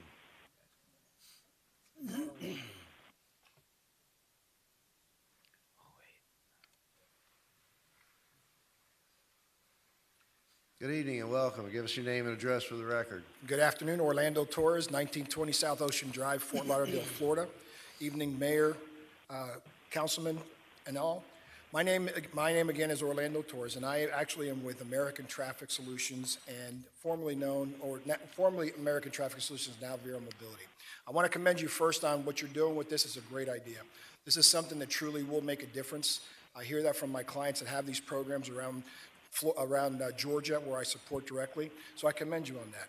We were your safety partners many years ago for photo enforcement with red light cameras. It was a very successful program. And ultimately, we support 36 photo enforcement programs in Florida. Many of those are now adding school zone speed to their existing programs, and new ones that are adding it, such as the City of Doral that awarded us the school zone speed contract just recently, City of Tampa, and some others across the state. So the idea here is that there are opportunities and choices. The great thing is that the legislation was written so that you can find the best solution for your particular community. What we do well, because we're already in South Florida, have infrastructure, have staff. I am an account manager for just recently retired Chief Placido Diaz, who knows your city very well, is also one of our account managers. We know the community very well, and we create the programs for your community. Not just a broad stroke, throw cameras out there. So we want to make sure that you know that there are options out there with other vendors that can do this at a very high level. We have about 10,000 systems around the country. Most of those are speed and red lights. We have cities as large as Chicago, New York City, LA Metro, Atlanta, but we also have Florida City to the south of you that does photo enforcement that will also are going to be adding school zone speed. So it doesn't really matter to us the size of the program. It's more the local support, local community, and creative for what your needs are, not necessarily just school zone speed and throw cameras out there. So as you think through this, and again, I think you're making the right choice. I know this will make a difference for your kids in the community. There's a lot of things that these cameras offer, a force multiplier to your law enforcement group. They provide not only the video of the violation, but also video for investigations and license plate reader capabilities as well from a multifunctional camera. So as you look through this, I ask for an opportunity to come back to you at a later time and present what we can do in total value so that you can make the decision that makes sense. We were partners many years ago. You shut down the red light camera program. I'm still in the area. Would love to have your business again. But whatever you choose, you're making a great call. I commend you on that. We want a fair opportunity to compete for the business. Thank you. Thank you for coming down. All right. Any further public comment? We'll close the public hearing and ask for a roll call vote. Madam Clerk? Councilman Roth? Yes. Councilman Cannibal? Councilwoman Bailey? Yes. Councilman Davis? Yes. Councilwoman Avila? Yes. Mayor Losner? Yes. The motion carries. All right. Good. Next, I'd like to move to, I believe it's tab 25, car number 4256, with respect to the population study. I asked that this be put on the agenda. A couple of reasons. Recently, I was in a meeting, a Zoom meeting of mayors, and Mayor Bovo of Hialeah shared with us that, and look, let's all, I think we can all agree that the 2020 census across the board was an undercount, particularly in areas such as South Florida, where there are many who live in the shadows and do not come out to be counted. So the example in Hialeah was that the 2020 census reflected a population of about 223,000. They employed a system and have a current more reliable count of nearly 300,000. That's a 25% increase as to what they were from 2020. So I can only imagine what ours was, and that's relevant for a number of reasons: federal funding, state funding, assistance and entitlements for our city across the board. As the item here states, this would be a tool that we could use to potentially revisit the reallocation of council districts. That I'm of the opinion that they're probably lopsided in terms population. The homestead of today is certainly not the homestead and the layout that existed when we drew these maps, not in 2006, but in 2002 or 4. So, you know, this is here to authorize the manager to move forward with some population determination. Mr. Manager, anything to add? Not really. You captured everything, Mr. Mayor. Council, questions, comments, concerns? Councilwoman Avila. Thank you, Mayor. I definitely am interested in seeing what the real numbers are. I do have some reservation about, what could come out of a redistricting and, what that would mean for District 5, the Malibu Bay and Waterstone communities. Is it potentially, is it possible for that to be absorbed by a different district and no longer have its own set representation? So those are kinds of the thoughts that come through my mind. But and those are valid thoughts and concerns that we can address in determining what our population is and where that population is located, and certainly what the district populations are. I mean, we're going to find that, I think, the home district of Councilman Davis and I is probably smaller in terms of population than others. There will be a point when, in terms of fairness for voting, that those lines are going to need to be adjusted. But again, those are conversations we would have in the future that would take a supermajority of council to actually adjust those lines. All right. Is there anyone online or in the audience wishing to speak on this matter?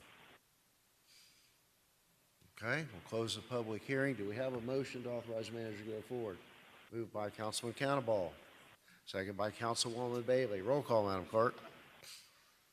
Councilwoman Avila? yes. Councilwoman Bailey? Yes. Councilman Roth? Councilman Davis? Yes. Councilman Cannonball? Mayor Losner? Yes. The motion carries. Very good, and thank you. And now for the main event, as they say. Tab 15. Yes, tab 15 is the first reading of an ordinance of the City of Homestead, Florida, approving or providing for imposition of a temporary moratorium on issuance of development orders and permits and on the processing of development applications, city code text amendments, rezoning, comp plan text amendments, and land use plan amendments for developments of townhome, cluster home, and multi-family residential units within the city, proposed residential development on lots of less than 7,500 square feet within the city, and any proposed residential development over 6 dwelling units per acre within the city, exempting specified development, providing for waivers, providing for vested rights, providing for appeals, providing for exhaustion of administrative remedies, providing for a 12-month term to be extended if necessary by the City Council, providing for conflict, severability, and providing for an effective date. This is first reading. Good, thank you. Mr. Cordino. Yes, as further background to what the attorney had said, this was initiated on March 7th, 2024, where the council directed staff to draft the proposed ordinance. This is that ordinance, aside from all of the things that were stated in the previous report. The implementation of this temporary moratorium we feel is warranted in order to evaluate and address the consequential growth demands that medium and high density residential development has placed upon the city services and its infrastructure. We hope to, during this time period, undertake a few evaluations to see how we will be able to constructively mitigate the impact to the level of services that we have in the various levels of infrastructure so that we can accommodate the growth going forward. So with that, I'll entertain any questions. All right, thank you.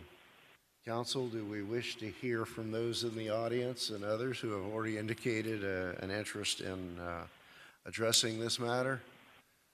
Mr. Argy, you're going to be chivalrous tonight and ladies first?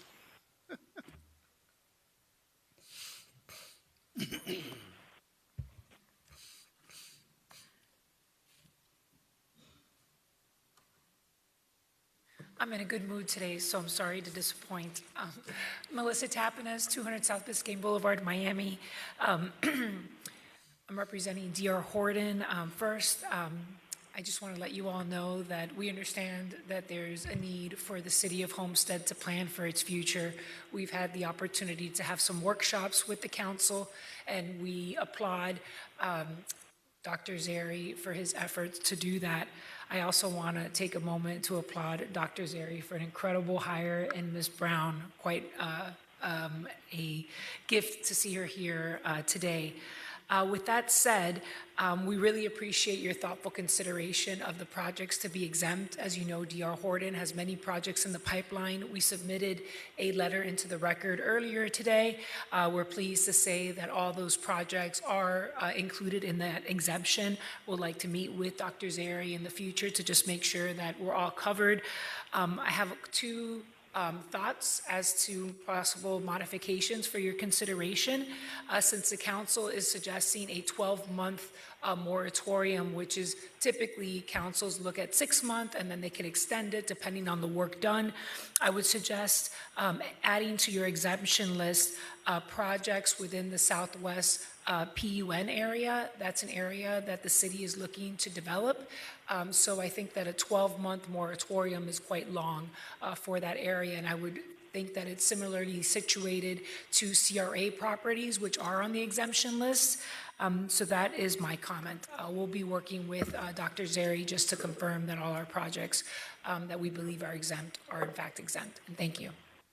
So just to clarify, Melissa, if you have a specific project in mind that would be under the Southwest PUN, or just exempt the Southwest PUN designation in full? So we are working specifically on one project that the council did approve. We actually have a pre-application conference tomorrow for a modification to that project to make it better. So that is a specific project, but in general, a 12-month moratorium seems like a bit much, just like the CRA areas, the Southwest PUN may be similarly situated. That's a policy decision for your consideration, of course. But specifically on our list, we have a modification to our Lucy Street project that we will ask to be included in this list. We do have a pre-application conference that has been requested. As you know, the submittals take a lot of time to prepare and a lot of resources in paving and drainage plans, irrigation plans, you know, all those plans that are required. So we do have a pre-app for this modification, and we respectfully request that to be included in Exhibit A. But beyond that, but for your pending modifications, these would have come in under the wire. They already been approved. Right. Correct. And thank you. All right, thank you. Mayor, if I could. So, Melissa, just for clarification, this would be an amendment to a previously approved site plan. So I think as long as, and we can clarify this language before second reading, but I think the intent was as long as the original site plan was approved and there are subsequent or derivative changes or like a final plat or a site plan amendment that doesn't change the density, then those would be exempt and would be able to proceed. It does make more, it's not a formal modification to a site plan, it will be a new site plan a modification in that sense, not a formal modification. Okay, so it's different, it will So be it will be outside the different. parameters of Correct. what, okay. Correct. And that's listed in the third section of our letter. Thank you. Mr. Arza. Thank you. Hugo Arza, 701. I guess I wear 3 hats. I represent Lennar Homes, Somerset Academy Schools, and TCC Chrome LLC. I'll leave them for last because that's the conversation I've had most explicitly with all of you about a particular project. I shared and had a conversation with Mr. White regarding the definition of permits as it's defined in the state law. I think he's going to work on some language. Development permits in state law includes building permits, and it includes subdivision approvals. So it's possible to read what you are considering to mean that even if a project's previously approved, building permits for that project or subdivision approvals, meaning like a final plat, Clearly, that is not the intent. I have heard that from all of you, that once Not a at all. project is approved. So that's wordsmithing that lawyers do. Mayor, I'm sure you can appreciate that, so that's one. The follow-up site plan modifications, I'm happy to see that that's already come up, and I thank Melissa for sort of already spearheading that effort. Project that's already approved, sometimes you've got to get something like a sales center approved on the project. Sometimes you want to change an elevation or a model. If it doesn't touch density, if it doesn't have anything to do with the project itself, we believe that project's been approved previously. Again, in the vein of Somerset, the school development is not called out. I don't believe that, given the categories, that this is intended to stop any expansion of any schools. There is an item already being considered at DRC for the potential to expand existing charter schools, and so that one's in already as a code change anyway. You'll all see that very soon. But since you called out industrial, commercial, and some of the other items, in an abundance of caution, you could clarify that school development is not intended to be stopped. But again, I don't think the language would do that. The last one, and the one that I discussed with most of you at length, and thank you for your time, is for the property just a little south of here, the 11-acre parcel on Southeast 4th between Chrome and US 1. In the Southwest Master Plan, it's not lost on me that in your special meeting earlier today, you talked about what phase 3 of the master plan, the Southwest Master Plan is, and it's for mixed-use projects. That parcel it's under the commercial sub-area, but along Chrome, you must develop vertically integrated mixed uses. That property owner has a letter of intent with Publix. Publix wants to go there with one of their large prototype stores. In order to get a project like that approved, we would have to come in with a site plan that includes the treatment of Chrome frontage, and that would be vertically integrated ground floor retail with residential above it. That is what your code calls for today, and so in order to move forward with the entirety of the project, we would have to do that. We would respectfully ask that if you exempt all of the Southwest Master Plan, then obviously that property would be part of it, and otherwise, any mixed-use project within the master plan area, we would welcome an opportunity for you to allow a project like that to be able to be submitted as one of your exemptions moving forward. So thank you all for your time again, one-on-one. I think I met with all of you, and if you have any questions, I'm happy to answer those, and appreciate the time. Thank you, sir. I think, off the top of my head, as we sit here, I think maybe the way to deal with that is certainly the attorneys are versed and have, more detailed thoughts from each of you as to those nuances, and perhaps between now, assuming it's approved on first reading tonight, the attorneys and staff can brief us individually, and we can come to some consensus on a one-on-one basis as to how we can, if there's any path to accommodate some of those concerns, without running afoul of somebody crying, hey, spot zoning for this client, but not the other one. And I'm sure we have those potential issues. So, I think sitting here, that would be my preference to let's we have time to fully vet those before they come back with perhaps some proposed alternative language for an up or down vote that would somewhat amend what's before us now. I mean, clearly, I think your other issues, I think, fall within our intention.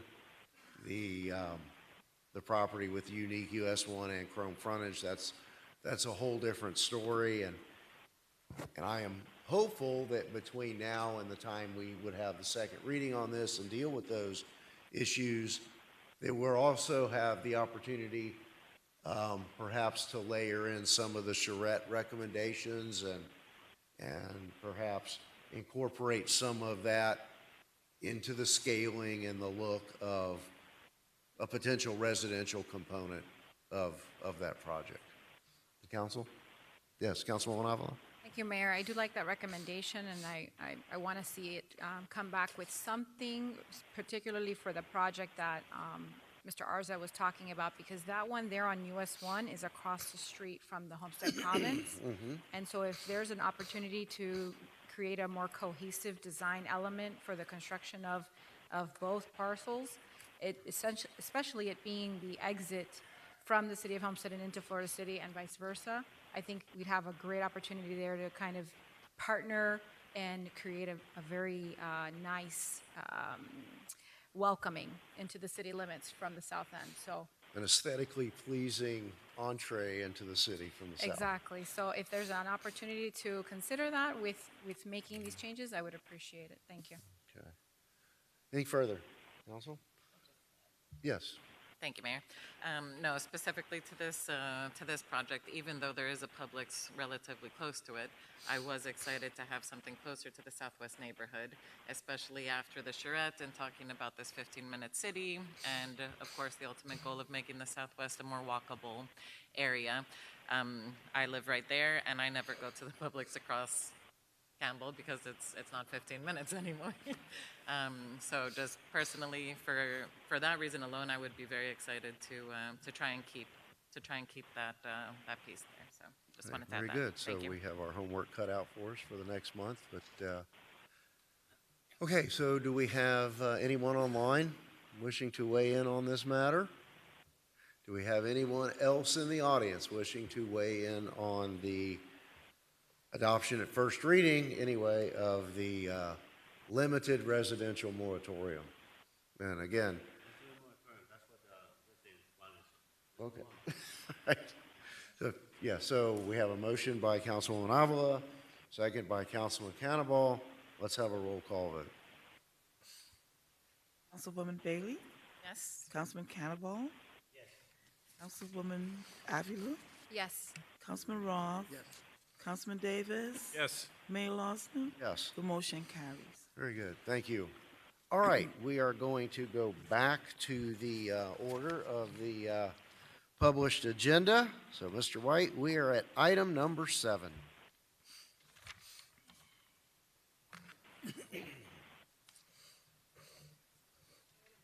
Item well, four. Tab 4, Section 7. Yes, let me just read the quasi and give me one moment. So, public hearings, quasi-judicial items. Please be advised the following items on the agenda are quasi-judicial in nature. If you wish to comment upon any of these items, please indicate the item number you would like to address when the announcement regarding the quasi-judicial item is made. An opportunity for persons to speak on each item will be made available after the applicant and staff have made their presentations on each item. Swearing in, all testimony, including public testimony and evidence, will be made under oath or affirmation. Additionally, each person who gives testimony may be subject to cross-examination. If you do not wish to either be cross-examined or sworn, your testimony will be given its due weight. The general public will not be permitted to cross-examine witnesses, but the public may request the counsel to ask questions of staff or witnesses on their behalf. The full agenda packet on each item is hereby entered into the record. Persons representing organizations must present evidence of their authority to speak for the organization. Further details of the quasi-judicial procedures may be obtained from the clerk. In accordance with Code Section 2-590, any lobbyist must register before addressing the council on any of the following items. At this time, I'd ask council members to disclose any ex parte communications concerning the quasi-judicial items on this evening's agenda. I'll disclose all items with the exception of the Kings Highway items, the residential rezoning. Yeah, I think we've all disclosed on all the others previously, Okay. but no contact from the Kings Highway. And then at this time, I'd ask anyone in the audience who's wishing to speak on the agenda items this evening to please stand, raise your right hand to be sworn by the clerk.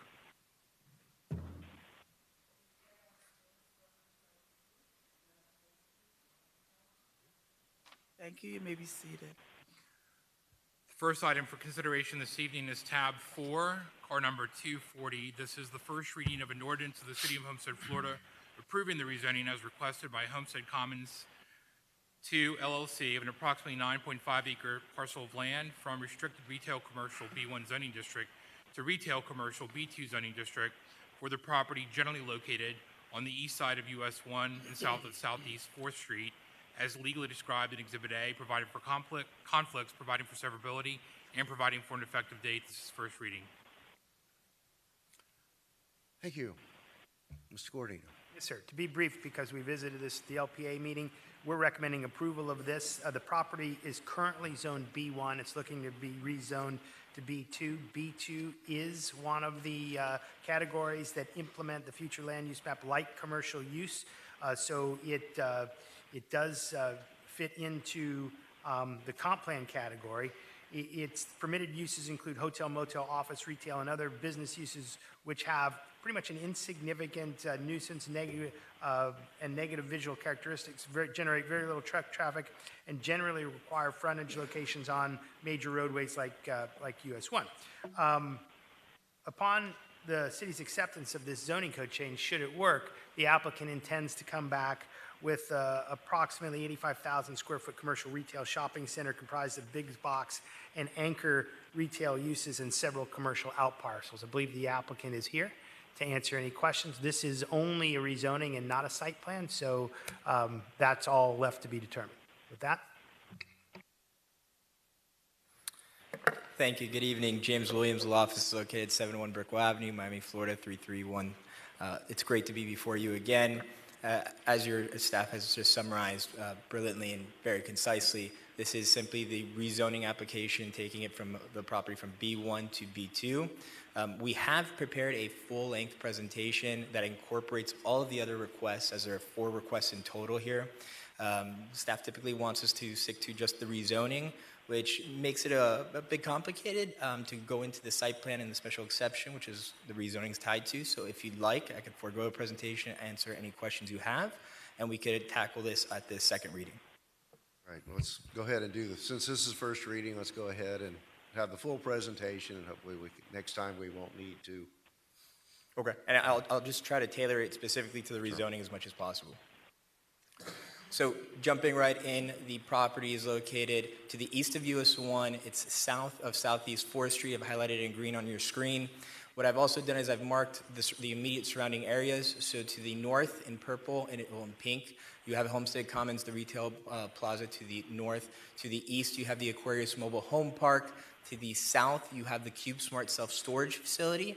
And then you have to the west, the commercial vacant property, as well as the O'Reilly Auto Parts. The property itself is approximately 9.5 acres in size, and as far back as we can see on the Miami-Dade County aerial history, it's always remained vacant. To the left side of we'll start with the left side of your screen, going to the right side. The left side is your future land use map designation. I've indicated the property in green again. It's light commercial use, and then to the right side of your screen, you have the city's zoning map, and it's designated as B1 currently on the map. Now, as I said, there are multiple requests as part of this application. There's a total of 4. Tonight is specifically, as we've gone through, is on the rezoning from B1 to B2. There's also a site plan application, which is a standard application for any project like this with the city. And then you have a special exception approval for commercial uses exceeding 20,000 square feet of usable floor area for the specific use. And then finally, you have your tentative plat. And again, I've highlighted the dark blue are the standard applications for a development like this. So just very briefly, we'll touch on the idea of the project so we can still stick to the rezoning. Overall, if you look to your left-hand side of the screen, the top is the site plan, and that really just shows you what we're proposing, which is 4 single-story buildings. We have 1 primary building, and it's that large white area on the screen. What we're proposing there is 3 tenants, large-scale tenants, anchor tenants. Each will be approximately 25,000 square feet in floor area. And then we have 3 retail buildings. Each of them are approximately 2,400 square feet. 2 of them are designed with driveways. So you'll have 2 driveways and then drive-throughs and then 1 without. If you look to the far left of that site plan, you have another large white area. That is a vacant lot. We're going to keep it vacant. If we ever decide to build on that later on, we'll have to come through a brand new site plan application process. The rendering is on the bottom, and if you look at it, this is a very uniquely designed and located property. And uniquely designed in the aspect that, unlike a lot of projects that come to the land use and zoning attorneys later on in the process, we were able to work with the design team as we come before you often to really express to the design team what the city looks for in their designs and incorporation. We've strategically placed landscaping all throughout. And, we all know that shade trees are very important for cooling and aesthetics, but we also incorporated a lot of flowering shade trees. So it really gives a nice pop of color, elegance to the property overall. And then we focused it on patrons. So if you look at the rendering, there is a trellis that connects you from one side of the retail shopping center to the other side of the retail plaza. So you'll see that incorporated into the actual design of the anchor tenant stores, we do have seating, and we have seating throughout the trellis. We've really kept in mind how are people going to use this property and what's the most convenient way to navigate. And I always like to point out that in this case, we do have 362 parking spaces where the code only requires 285, so we have a healthy surplus of parking. And then finally, this is the rezoning request specifically. Now, the question is always, why do you want to make this rezoning? What's the background? And really the background is to reduce the request of the special exception. So under B1, you're allowed up to 10,000 square feet of floor usage. Under the B2, it permits you to go to 20,000. Now, we are requesting approximately 25,000 square feet of usable space for each of those anchor stores. While we don't have any tenants picked out now because we're still working, we have to get the square footages approved before we can market it. We are preliminarily looking at one being a grocer, two being retail. On top of that, when you look at the property itself, and what I've done is I've given you the zoning map on the left-hand side as it is today under B1. It's got that light red. And then on the right-hand side, I've changed it to what, if it went to B2, what it would look like. And so I did that because I wanted you to see the resemblance of the area. Your staff has confirmed that this is consistent and compatible with the future land use map, but it is also consistent and compatible with the surrounding area. And if you look at that, you actually have, to the northeast, you have B2 properties.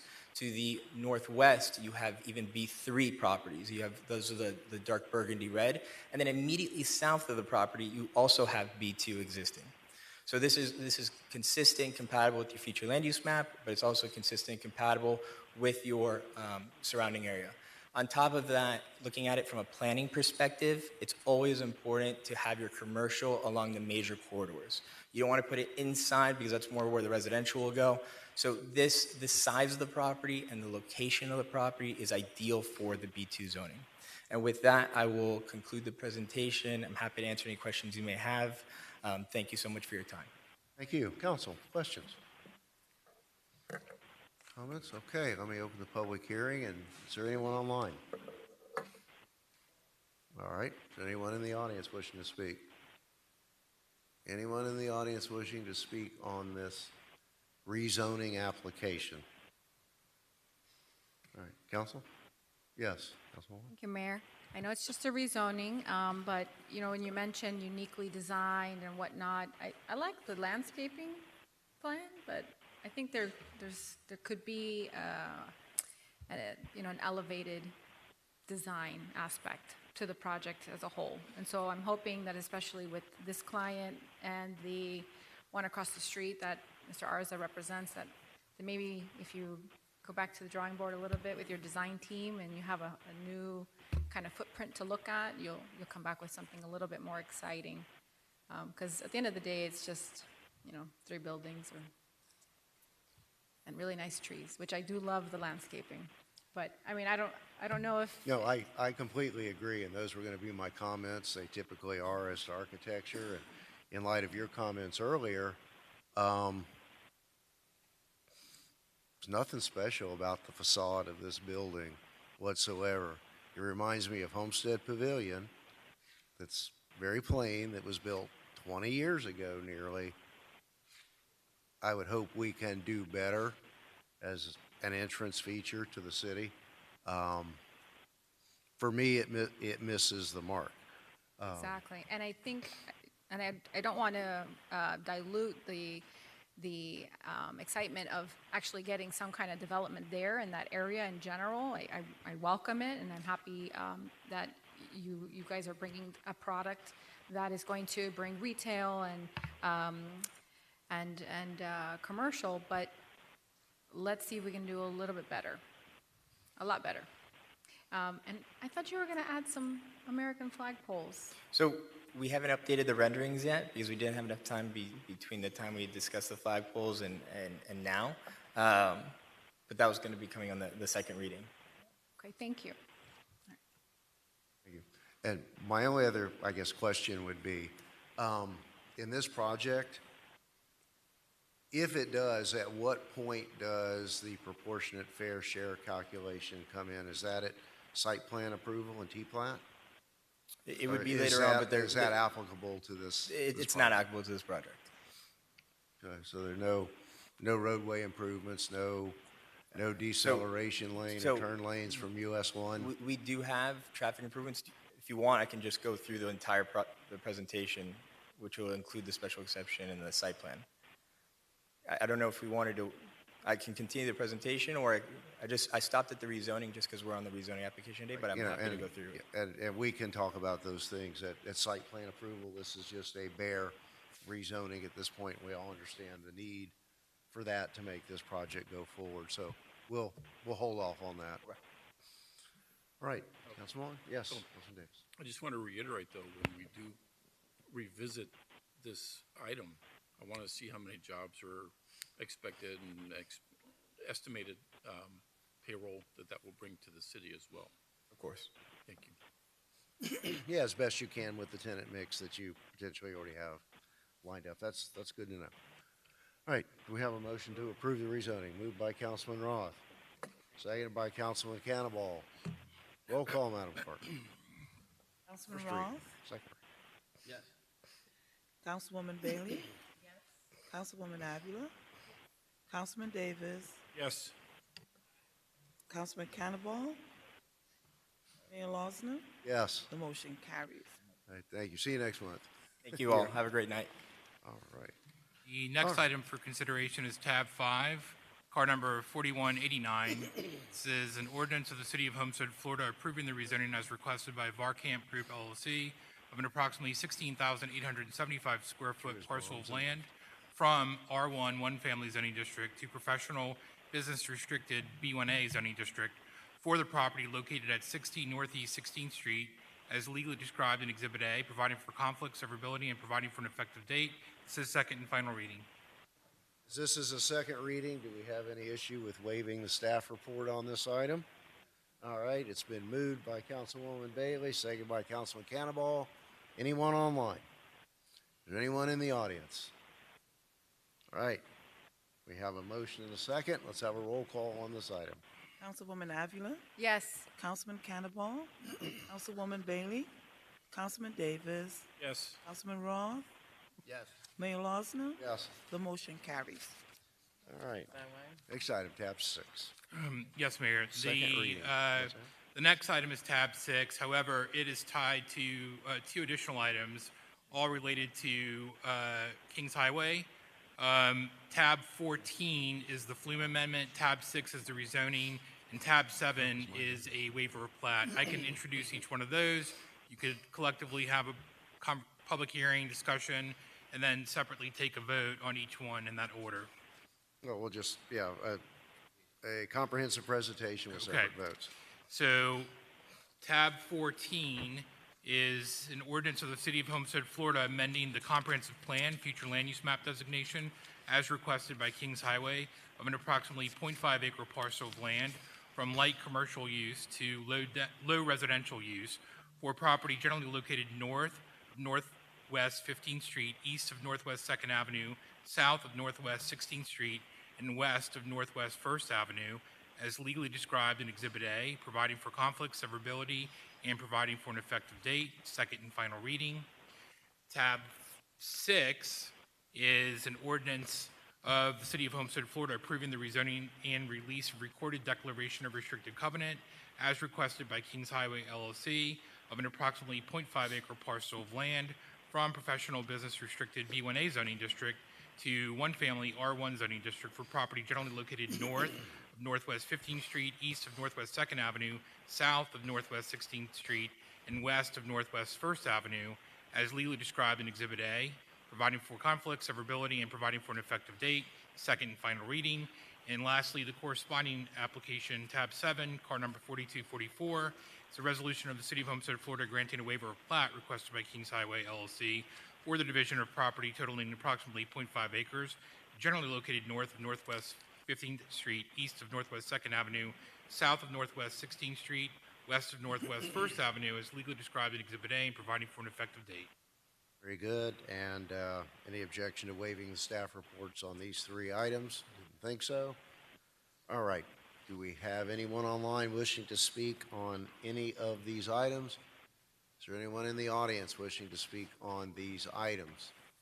Is the applicant or the applicant's representative present? Not present. Okay. Pardon? You represent, you are the owner of Kings Highway. Could you come to the podium and just give us your name and address for the record, just so we have it?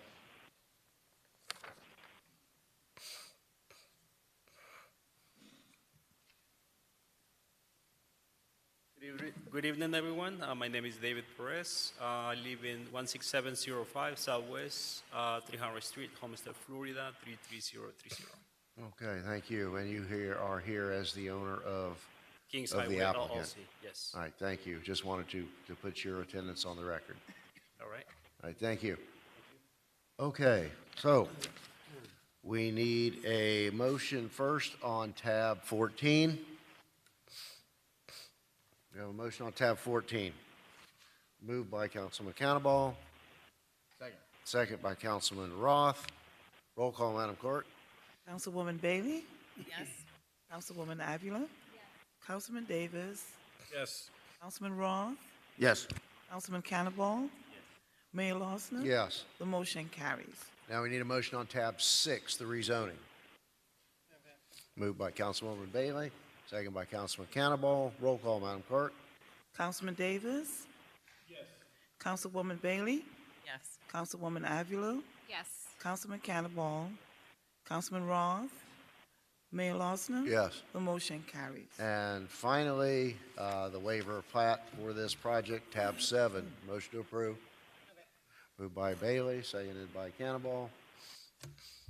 Roll call, Madam. Councilman Roth? Yes. Councilwoman Bailey? Yes. Councilman Cannonball? Councilwoman Avila? Yes. Councilman Davis? Mayor Lawson? Yes. The motion carries. All right. So, Next item is a group of items, 8, Yes. 9, and 10. Mr. Mayor, the next 6 items, in sequential order, tabs 8, 9, 10, 11, 12, and 13, all pertain to the Sendero Landings project. Tab 8, 9, and 10 is the second reading of the rezonings. Tab 11, 12, and 13. Tab 11 is the master site plan and regulating plan. Tab 12 is the related tentative plat application. And tab 13 is the proportionate fair share agreement. I can briefly introduce all those, collective discussion, public hearing, take a vote separately on each. Let's do it. All right. Tab 8, second reading of an ordinance of the City of Homestead, Florida, approving the rezoning as requested by D.R. Horton, Inc. of an approximately 82.10 acre parcel of land from general use to technology mixed use zoning district for property generally located north of Southwest 328th Street, west of Southeast 12th, east of Southeast 6th, as legally described in Exhibit A, providing for conflict, severability, and providing for an effective date. Second and final reading. Tab 9 is an ordinance of the City of Homestead, Florida, approving the rezoning requested by D.R. Horton, Inc. of an approximately 10.28 acre parcel of land from RTH Townhouse Zoning District to Technology Mixed Use Zoning District for the property generally located north Southeast 328th Street, west of Southeast 12th Avenue, east of Southeast 6th Avenue, as legally described in Exhibit A, providing for conflict, severability, and providing for an effective date. Second and final reading. Tab 10 is an ordinance of the City of Homestead, Florida, approving the rezoning as requested by D.R. Horton, Inc. of an approximately 4.4 acre parcel of land from multiple apartment R3 zoning district to the technology mixed use zoning district for property generally located north of Southeast 328th Street, west of Southeast 12th, east of Southeast 6th Avenue, as legally described in Exhibit A, providing for conflict, severability, and providing for an effective date. Second and final reading. Tab 11 is a resolution of the City of Homestead, Florida, granting master site plan and regulating plan approval as requested by D.R. Horton for the development of Sendero Landing mixed-use development totaling 216,190 square feet of commercial uses and 1,170 dwelling units located on approximately 96.79 acre parcel of land, generally located north of Southeast 328th Street, west of Southeast 12th Avenue, east of Southeast 6th Avenue, as legally described in Exhibit A and providing for an effective date. Tab 12 is resolution of City of Homestead, Florida, granting the tenants of plat approval as requested by D.R. Horton for the development of Sendero Land Use mixed-use development totaling 216,190 square feet of commercial and 1,170 dwelling units located on approximately 96.79 acre parcel of land, north of 328th Street, west of Southeast 12th Avenue, east of 6th Avenue, as legally described in Exhibit A, and providing for an effective date. And finally, tab 13 is a resolution of the City of Homestead, Florida, approving the transportation proportionate fair share agreement between the city and City of Homestead and D.R. Horton, providing for implementation and providing for an effective date. Very good. Before we waive the staff report on everything, have we had the public briefing on the proportionate fair share agreement? I don't recall. Has that come before us? Have we had that? I know we talked about it in the workshop. Yes, that's tab 13. What I would request for tab 13, in your Exhibit B, both the original proportionate fair share improvements are included, as well as the alternative that includes 172nd Avenue. I would suggest that the motion for tab 13 include only the alternative proportionate fair share, which is the inclusive of that 172nd Avenue, what was included, what was discussed. There was one more issue that was raised at the last reading, which was the proportionate fair share agreement as it relates to Miami-Dade County Public Schools. Dr. Zeri did meet with Miami-Dade County Public Schools, and they confirmed that those funds would go directly to Campbell Elementary School, which is now a K through 8. So those funds go directly to, it's over $3 million, directly to Campbell Elementary School. And I think that was it. Thank you.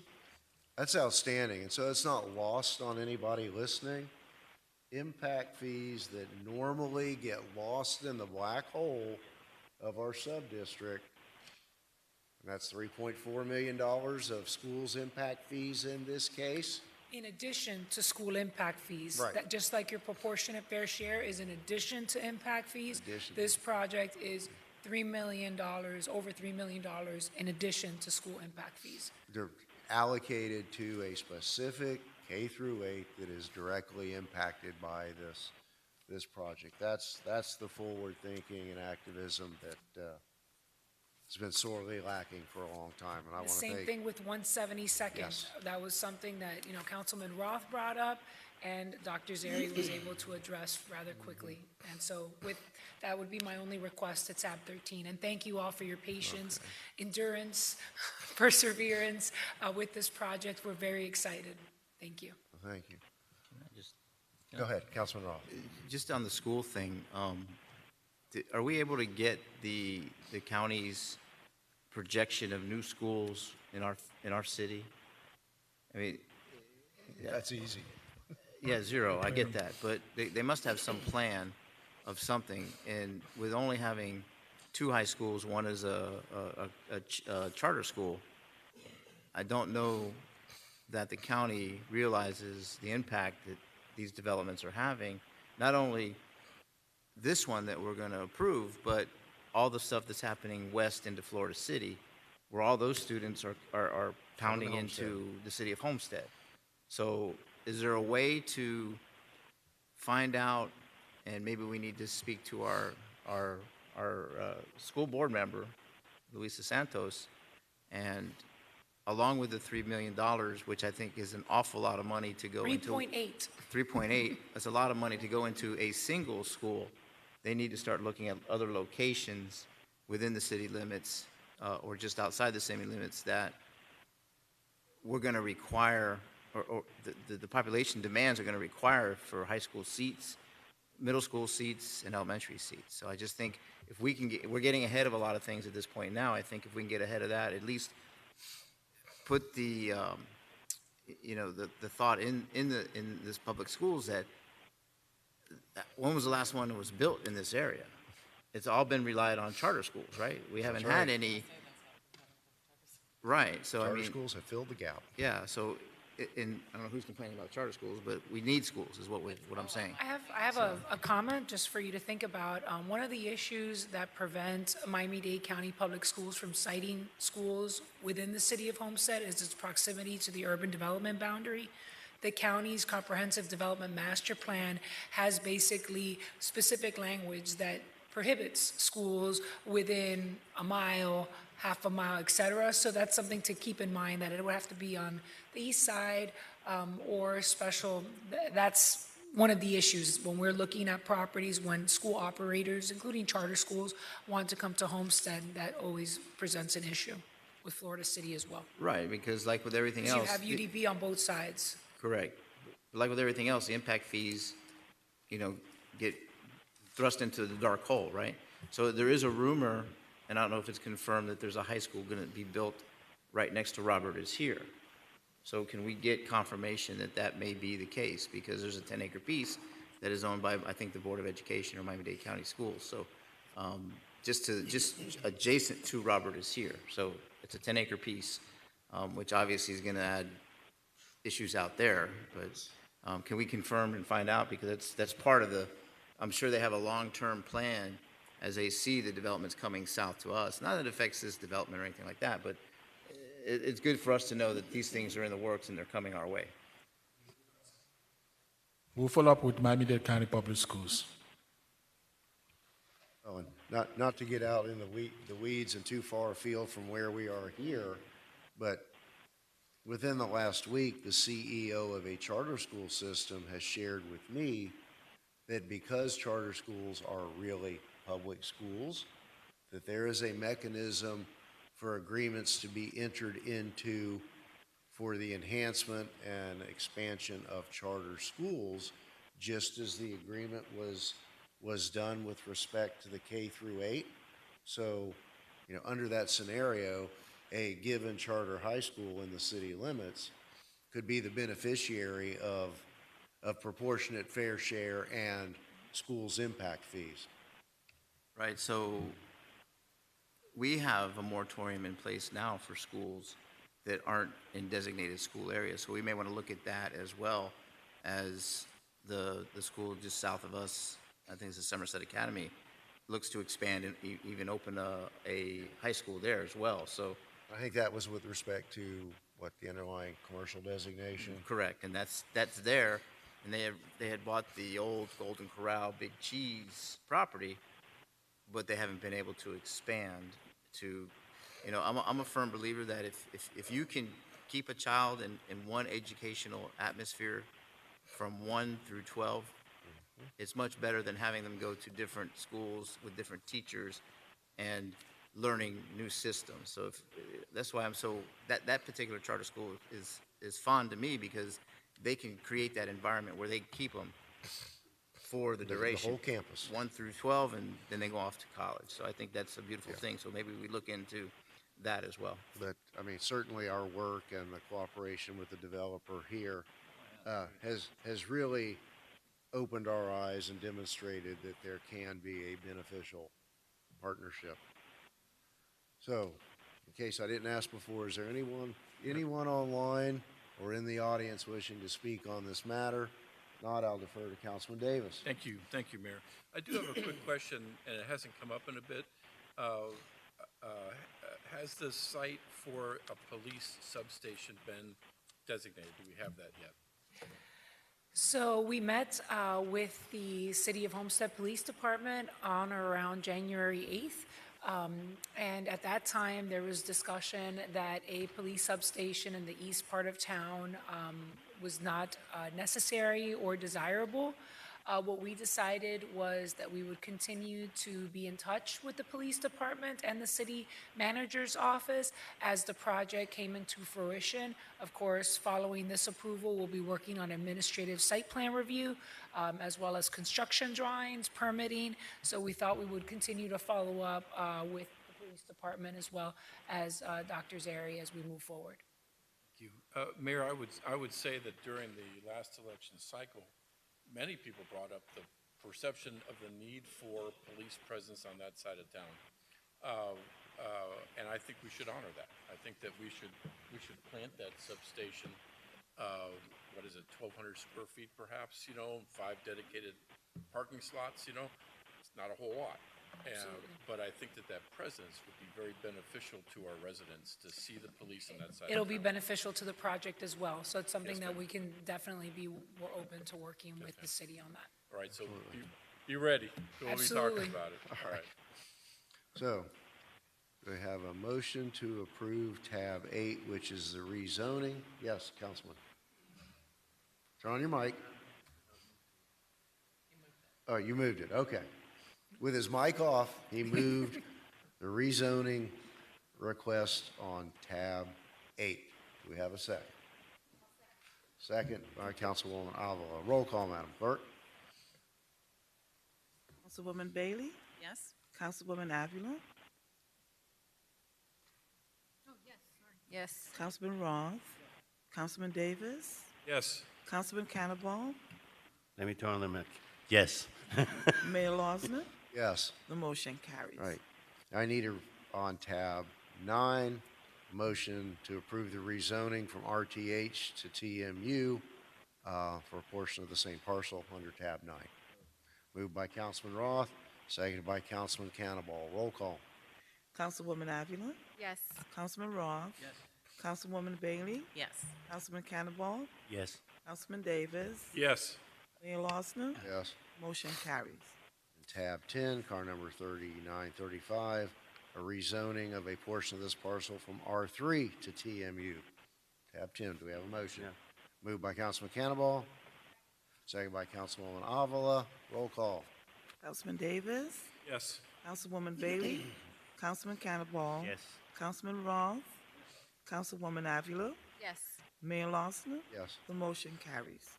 Right. Next item is tab 11, car number 4241, which is the approval of the master site plan and regulating plan for Sandero Landings. Have a motion to approve. Move it. Moved by Councilwoman Avila. Second by Councilman Cannonball. Roll call, Madam Clerk. Councilwoman Avila? Yes. Councilman Davis? Yes. Councilman Roth? Yes.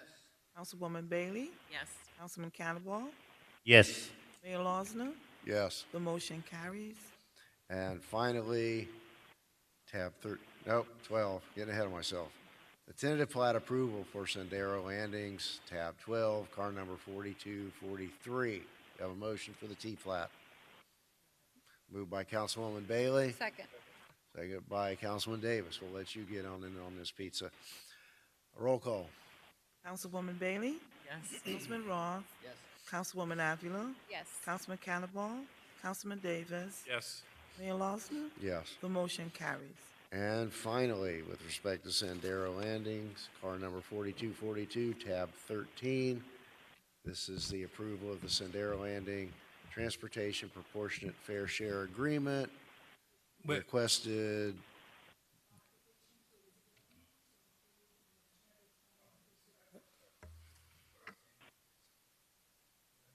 One 172nd Avenue, the alternative plan, yes. That's with the adoption of the alternative proportionate fair share to provide for Southwest 172nd Avenue, also known as Southeast 6th Ave. Moved as stated. Okay, so moved by Councilwoman Bailey, seconded by Councilwoman Avila. Roll call. Councilwoman Avila? Both are in there. Councilman Davis? Yes. Councilman Roth?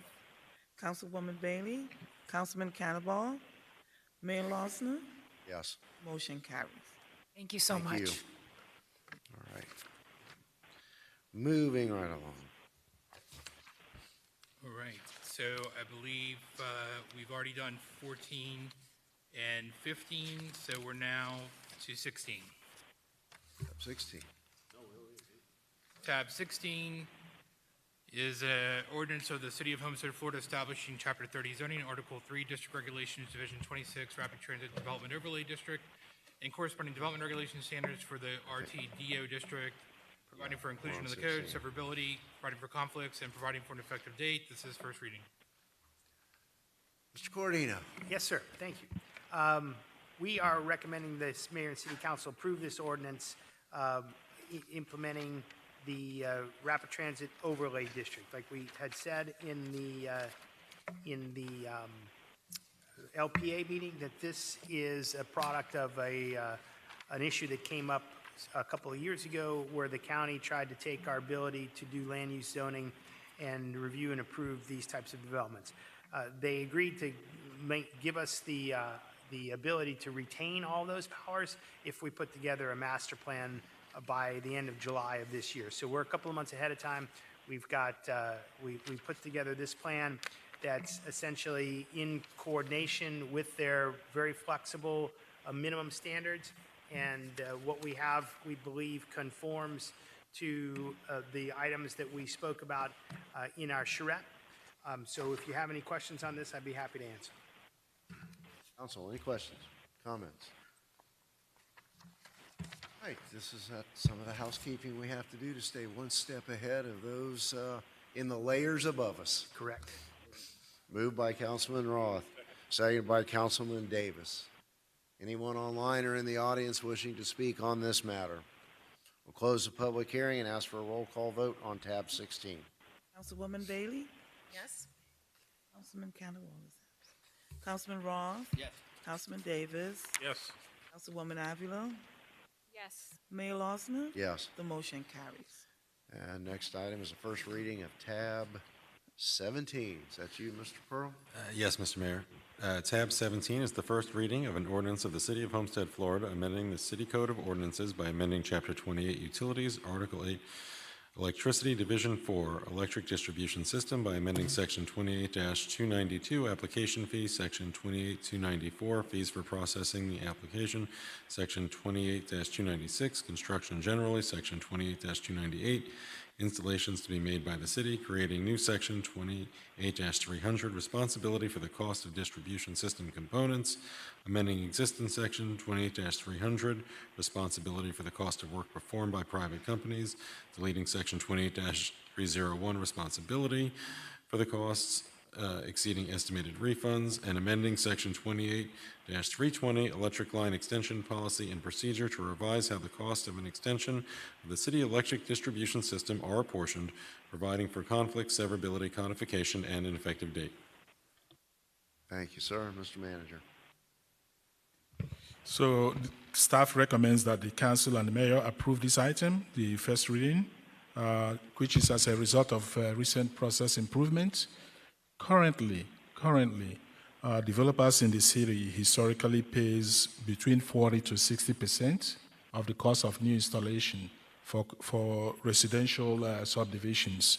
What this ordinance is going to accomplish is to ensure that any developer in the city that needs electrical utility connection bears the full cost of those connections. Pretty straightforward and common sense. Council, any questions, comments? Kind of why didn't we think of this a long time ago? Moved by Councilman Roth, second by Councilwoman Avila. Is there anyone online or in the audience wishing to speak on this matter? They all just left. All right, we'll close the public hearing. It's been moved and seconded. Roll call, Madam Clerk. Councilman Roth? Yes. Councilwoman Avila? Yes. Councilman Davis? Yes. Councilwoman Bailey? Yes.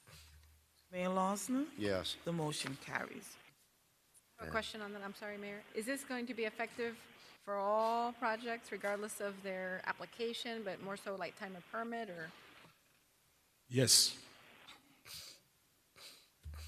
And tab 18, Mr. Pearl.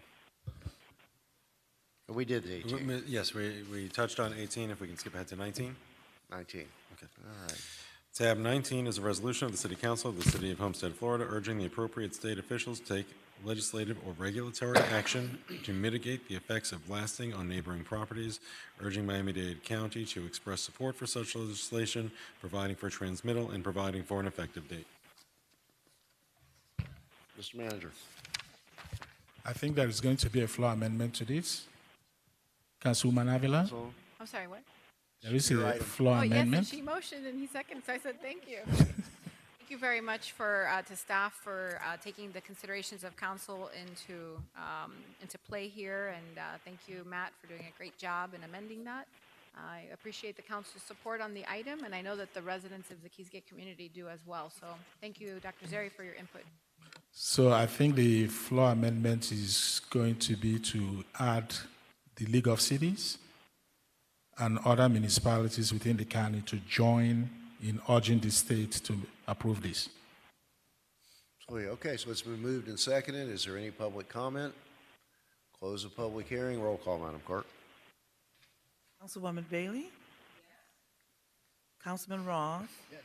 Councilman Davis? Yes. Councilwoman Avila? Yes. Mayor Losner? Yes. The motion carries. And tab 20, Mr. Pearl.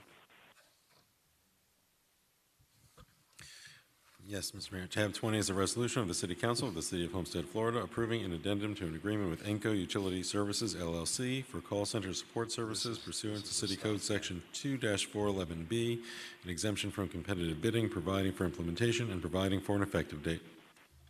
Thank you. Mr. Manager? So staff is recommending council to approve the request by the service provider, Enco Services, that are asking us to increase the paying rate that the city is giving them for the services. This is a difficult ask.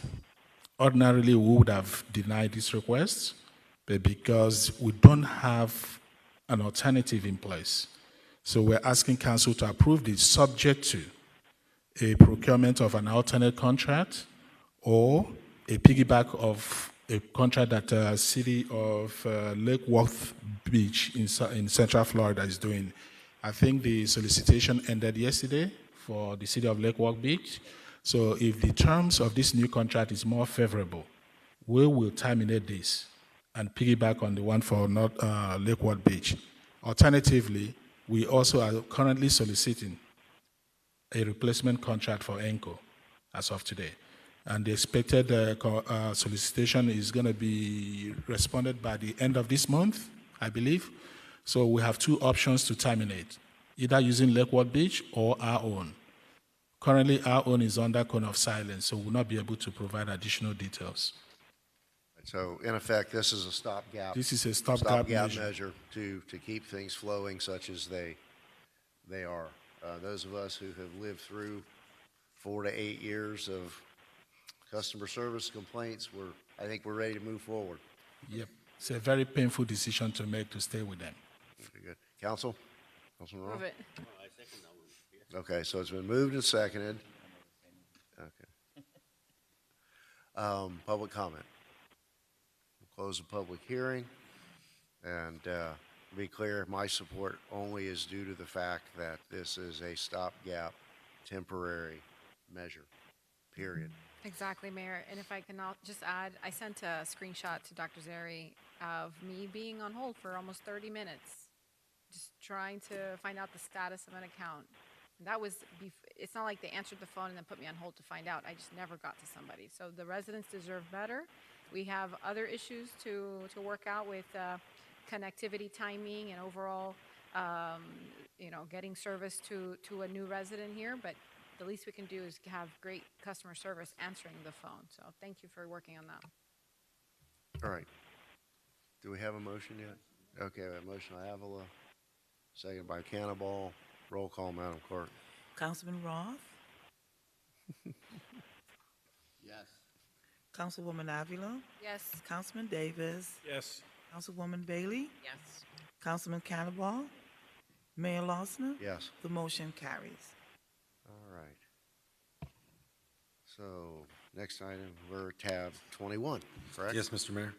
Tab 21 is a resolution of the City Council of the City of Homestead, Florida, approving and authorizing agreements for catering and meal preparation services for the City of Homestead from pre-qualified vendors as identified in Miami-Dade County, Florida's competitive process contracts pursuant to City Code Section 2-411.1A5, exemptions from competitive bidding, providing for implementation, and renewals, providing for an effective date. Thank you, Mr. Manager. So this item is being recommended by staff that council and mayor approve the resolution, which will authorize the city to piggyback on a Miami-Dade County competitively procured pre-qualification pool of vendors to provide meals and catering services during emergencies. This is a condition of FEMA for reimbursable expenses So we need to have this in place in case we need to activate the contract at any point. We look forward to soliciting our own city contracting to substitute for this in future. But since the hurricane season starts in about 12 days or so, or 8 days, so we think it's very imperative that we should actually get this contract in place. Good, thank you. And again, just to clarify, this is to be able to obtain FEMA reimbursement That's because correct. we have an appropriate vendor to feed our crews working on an emergency basis. So do we have a motion to approve? Move it. Moved by Councilman Cannonball, seconded by Councilman Davis. Roll call, Madam Clerk. Councilwoman Avila? Yes. Councilman Roth? Councilman Cannonball? Councilman Davis? Yes. Councilwoman Bailey? Yes, with a Mayor- very quick question, sorry. Do we have any type of oven cooking area? I know we've got some basics, but would that make sense to look into just in case of an emergency, that since we are an emergency location? The City Hall, we do not have a commercial kitchen capacity here. We'd have to work on that with the building department. I don't know that we have the appropriate infrastructure in place for that. Yeah, I was just curious. Okay, thank you. Okay, back to the roll call. Mayor Lozner? Yes. Motion carries. All right. Tab 22, Mr. Earl. Yes, Mr. Mayor. Tab 22 is a resolution of the City Council of the City of Homestead, Florida, approving and authorizing an agreement for J.D. Red Park Building Roof Project for the City of Homestead with Salmon Construction and Roofing under Sourcewell Gordian JOC Cooperative Purchasing Program pursuant to City Code Section 2-411.185, exemptions from competitive bidding, providing for implementation and providing for an effective date. Thank you, sir. Mr. Manager. So this contract is going to allow us to be able to renovate and redo the roof at JD Red Park. This is the first time we're deviating from our normal contract procedure. We typically will use the folks Garland. So we tried it. So they gave us a quote for $249,000. So we proposed an alternate statewide contract that most cities are using, and we were able to get cost savings of $70,000. So this is a no-brainer for us to switch to a statewide contract. Tremendous. I know that, that's been a cause near and dear to the Vice Mayor's heart. I'm really pleased to see that we are moving beyond the status quo by the hour. All right. Any comments from the public? Okay, we'll close the public hearing. Do we have a motion to approve? Move it. Moved by Councilwoman Avila, seconded by Councilman Davis. Roll call, Madam Clerk. Councilwoman Bailey? Yes. Councilman Davis? Yes. Councilman Roth? Councilman Cannonball? Yes. Councilwoman Avila? Yes. Mayor Lozner? Yes. The motion carries. And tab 23, Mr. Pearl. Yes, Mr. Mayor. Tab 23 is a resolution of the City Council of the City of Homestead, Florida, authorizing the city manager to negotiate and enter into an agreement with Thompson Consulting Services, LLC, to perform debris monitoring services in accordance with RFP 2023-24. Such agreement subject to approvals to form and legal sufficiency by the city attorney, superseding prior authorization, and providing for implementation and an effective date. Sir, Mr. Manager. So back in October of 2023, the council had approved designation of Meath O'Brien as the primary vendor for these services and Thompson Consulting Services as the secondary. The city recently learned that Meath O'Brien is no longer doing this type of business. So we are asking that the council retract the original award to Meath O'Brien and to allow the city to designate the secondary vendor to be the primary. And we will probably be coming back with a different item to find a secondary vendor for redundancy. So we recommend that you approve this redesignation. Council? Moved by Avila, seconded by Cannonball. Any public comment? Close the public hearing and have a roll call vote. Councilman Roth? Yes. Councilwoman Bailey? Yes. Councilman Cannonball? Yes. Councilman Davis? Yes. Councilwoman Avila? Yes. Mayor Losner? Yes. Motion carries. Okay. That takes us to, are we actually up to tab 24? We are. Tab, there we go. There we go.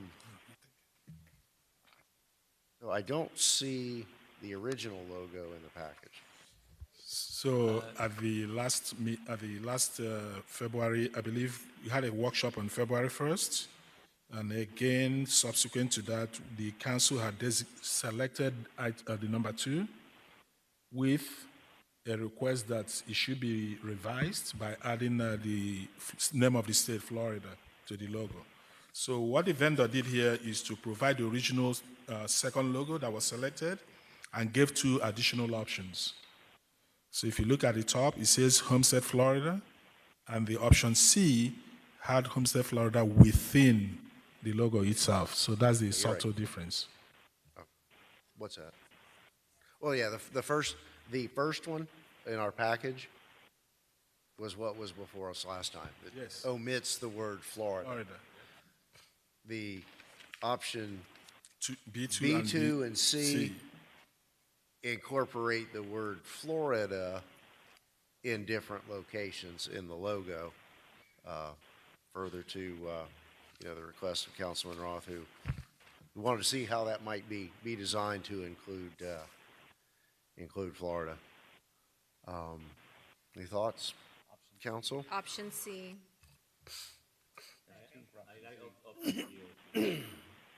Option 2, C. Yeah, because the only thing it does is,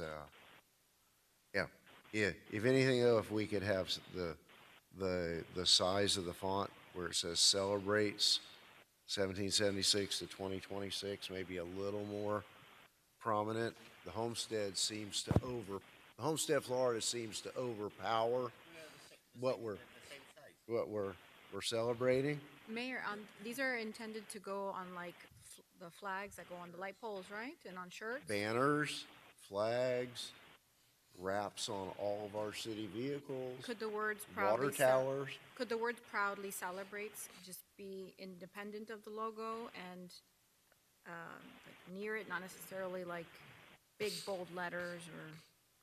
Because I like how Homestead, Florida is nice and bold, but I do like the proudly, and that's not in the third option. So in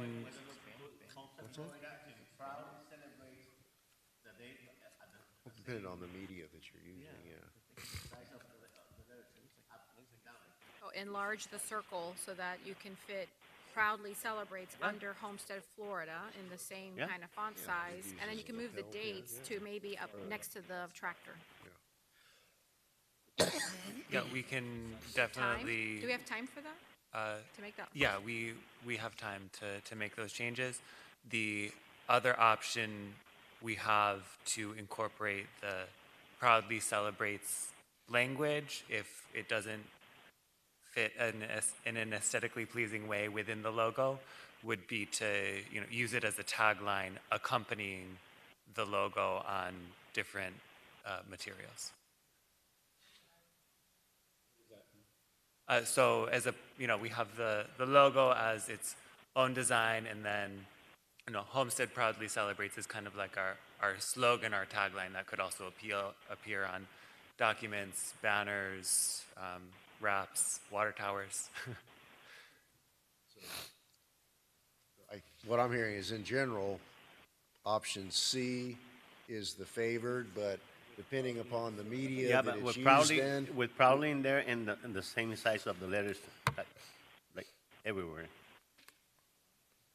That's what we say. Yeah, I'd like to see how that looks. It might look crowded, but I'd like to see how proudly celebrates under Homestead, Florida. You just have to widen that blue space to make it fit. Yeah, we can definitely mock that up, see how it looks, and circulate it. Let's bring that back to the committee of the whole for final adoption, if we could. If we could do that, so that we can have time to at least roll something out by the 4th of July. and then if you can bring the option C as is with the added verbiage, probably celebrates and different examples, so we can see how it can kind of float with the logo, with the different marketing items. Will do. You know, again, I wasn't a fan of incorporating Florida in it. I mean, the banners and the logos or well, however we're going to use this is intended to be used locally. So perhaps if we took out the word Florida, it would be more receptive to add the word proudly. You're right, and I think the concern was, Why what don't we if someone put- steals the why- why- logo? So Why kind don't of we have two and so we can see it with our eyes? Yeah, we'll mock up a few Who's gonna options. seal our tractor and Another idea that Kamar just gave to me was using the abbreviation instead of the full word Florida. So That's what I we'll thought mock you were up a gonna couple more bring. options for the presentation at the COW. All right, so let's do that at the Cal. So we spent more time on this than we did 1,100 units. Yeah. Okay, I think that takes us to any business from the manager. So I think that's the last item on the agenda, and I believe you have a couple of appointments to make. What we've got here on the order of the agenda, yours is, in the order of the agenda, business from you is prior to the reports of mayor and council. Yes. Unless you want to hold it. Yeah, I want to hold it. Okay. Uh-oh. All right. Mr. Attorney, anything? Councilman Roth. Thank you. I was going to do a couple of things tonight, but I'm going to just bring up one thing tonight and maybe start looking into the YMCA building at Terrace Field. I drive by there and look at the pool, and it kind of concerns me that it sits there empty. There may be a reason for that, or there may not be a reason for that. But the potential of marketing that property and getting some usage out of it. I know that the volleyball kids are there, and we have Les Jardins leasing the east side. But I think it's an asset that we need to start to think about how to utilize it again for the city of Homestead. Noted. Thank you. That's all. Thanks, Mayor. Thank you, Councilman. Councilwoman Avila? Thank you, Mayor.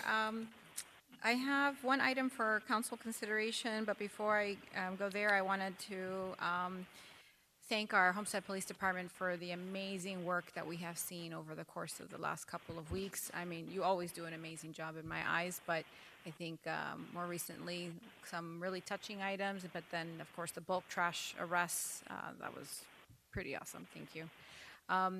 Then also I want to give kudos to our utility crews. They immediately responded to one of those electrical boxes in front of a resident's home in District 5 that was smoking and giving off a lot of concern.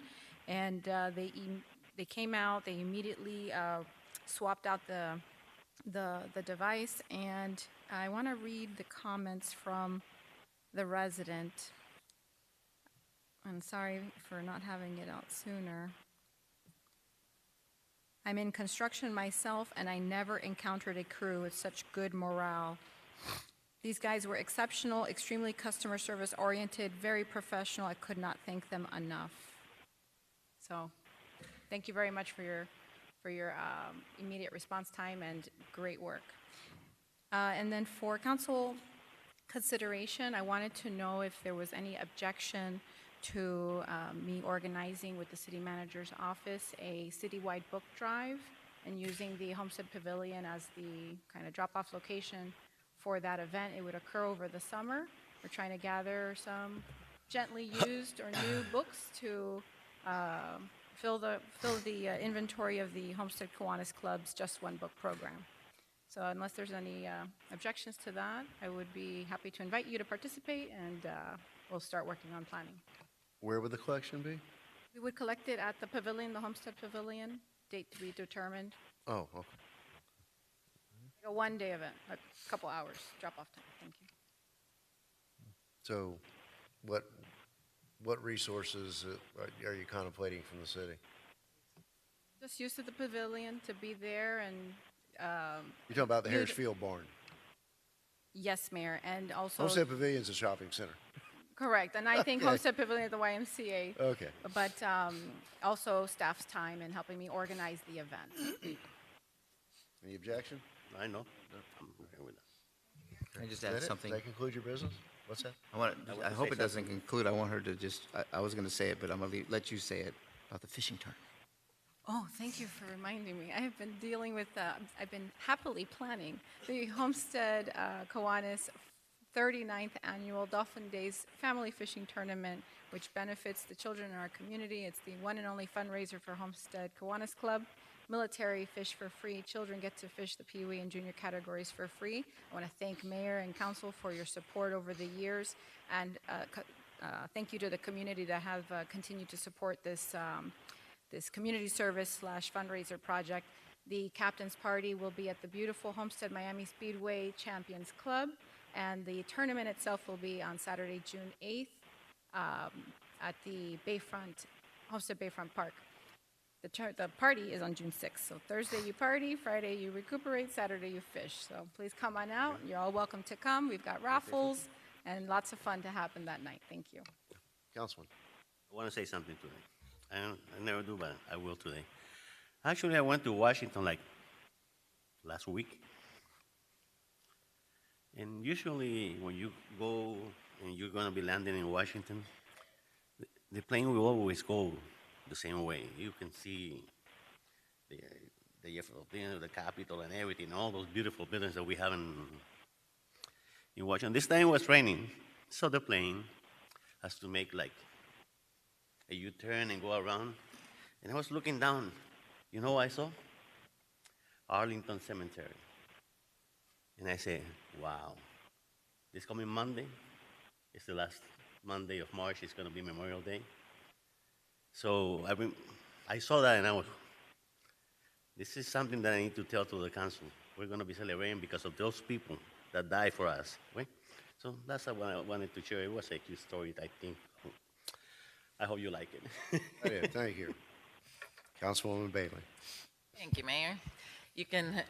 I'm in Scouts also, so we always go to the nearby cemeteries and lay flags. So you're welcome to join us if you would like to do something.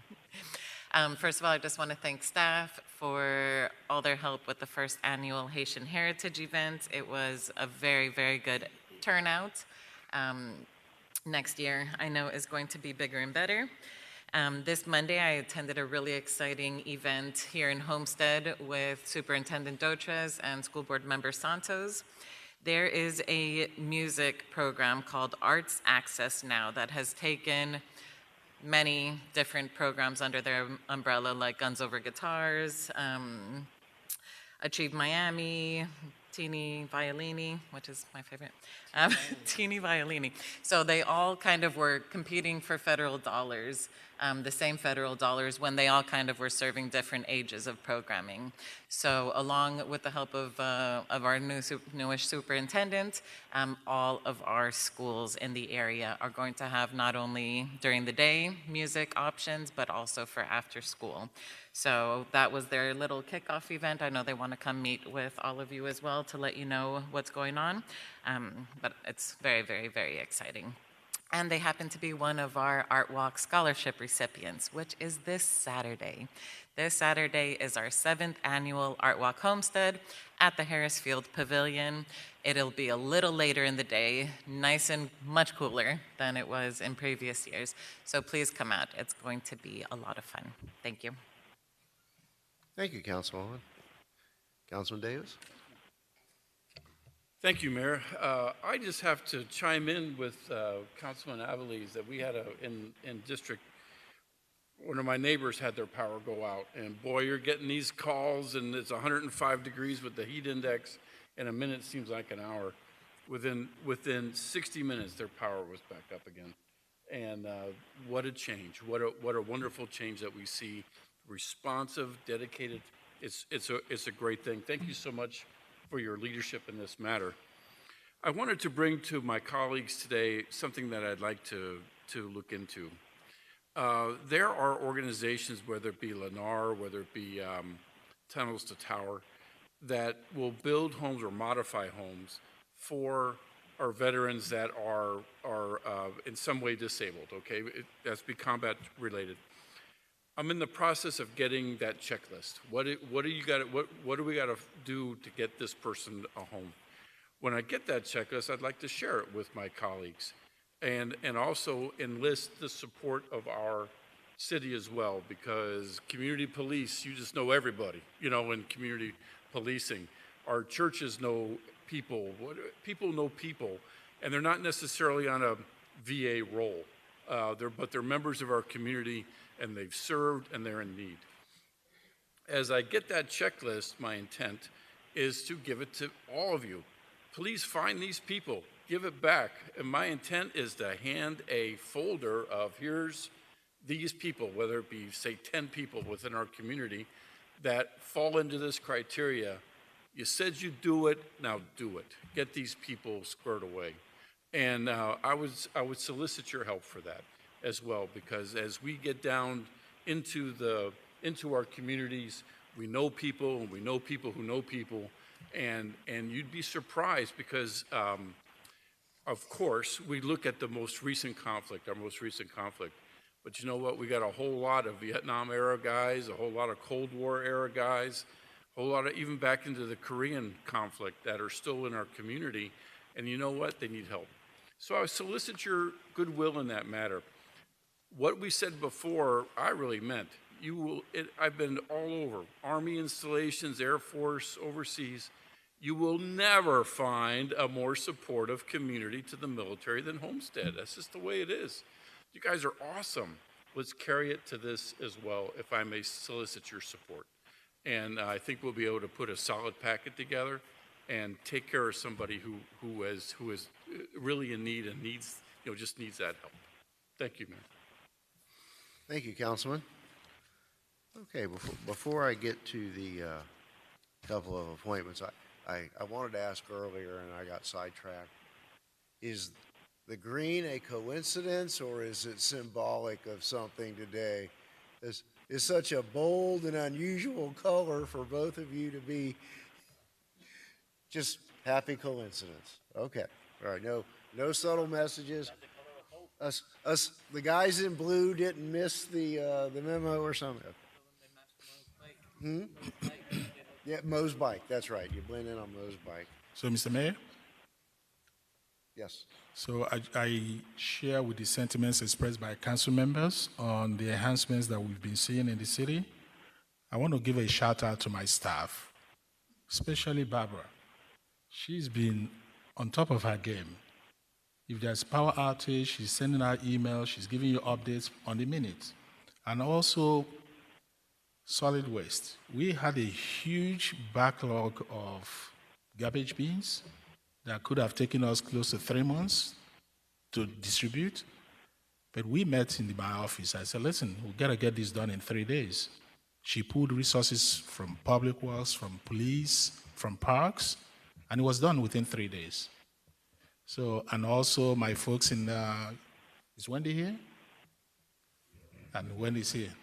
Thank you too. And in fact, most of my staff, you guys are doing fantastic. So I want to acknowledge you guys stepping up. It just takes commitment and courage and also determination to make it happen. You guys did wonderfully well in the last 2 months that I've been here. Thank you guys.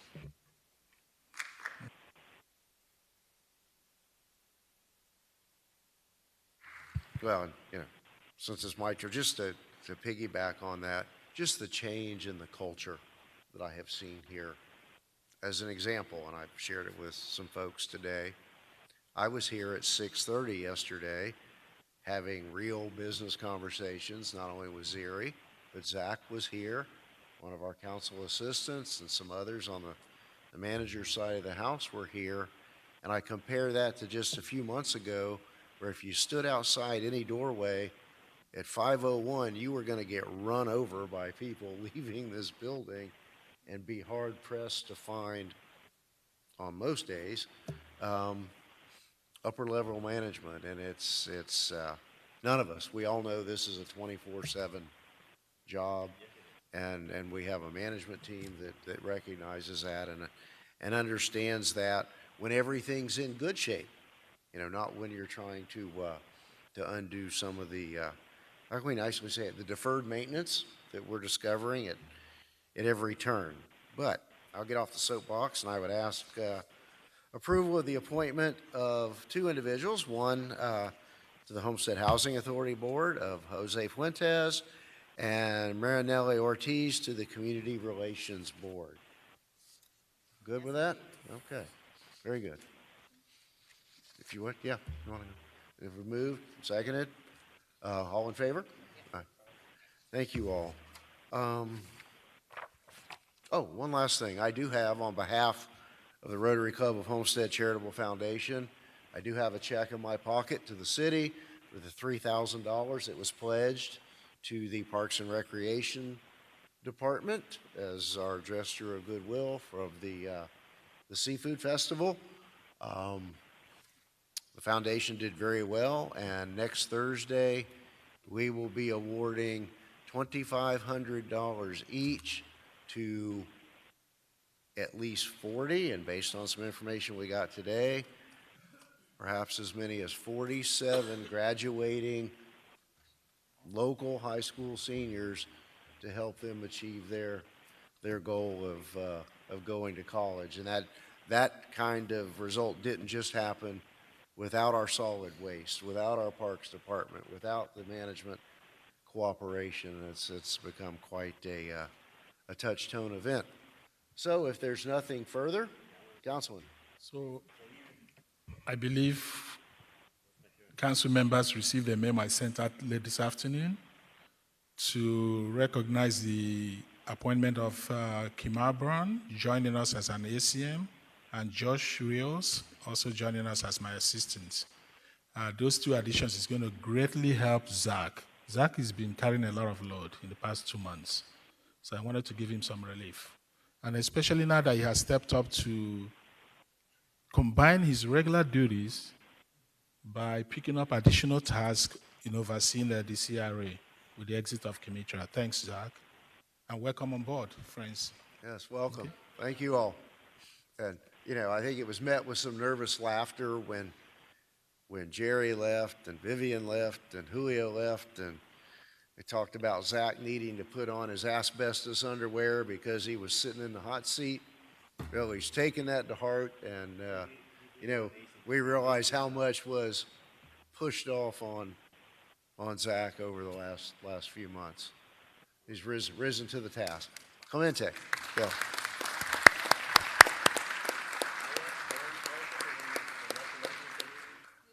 Turn your mic on. It was an amazing event, okay? And Pedro was there. Oh, it was amazing. You were there. You were next to me. Yes, yes. It's there. Just wanted to say thank you for that. Thank you, sir. All right. With that, it's not even 8:30 yet. I'll entertain a motion to adjourn. So say we all. Good night, everyone. Thank you. Thank you.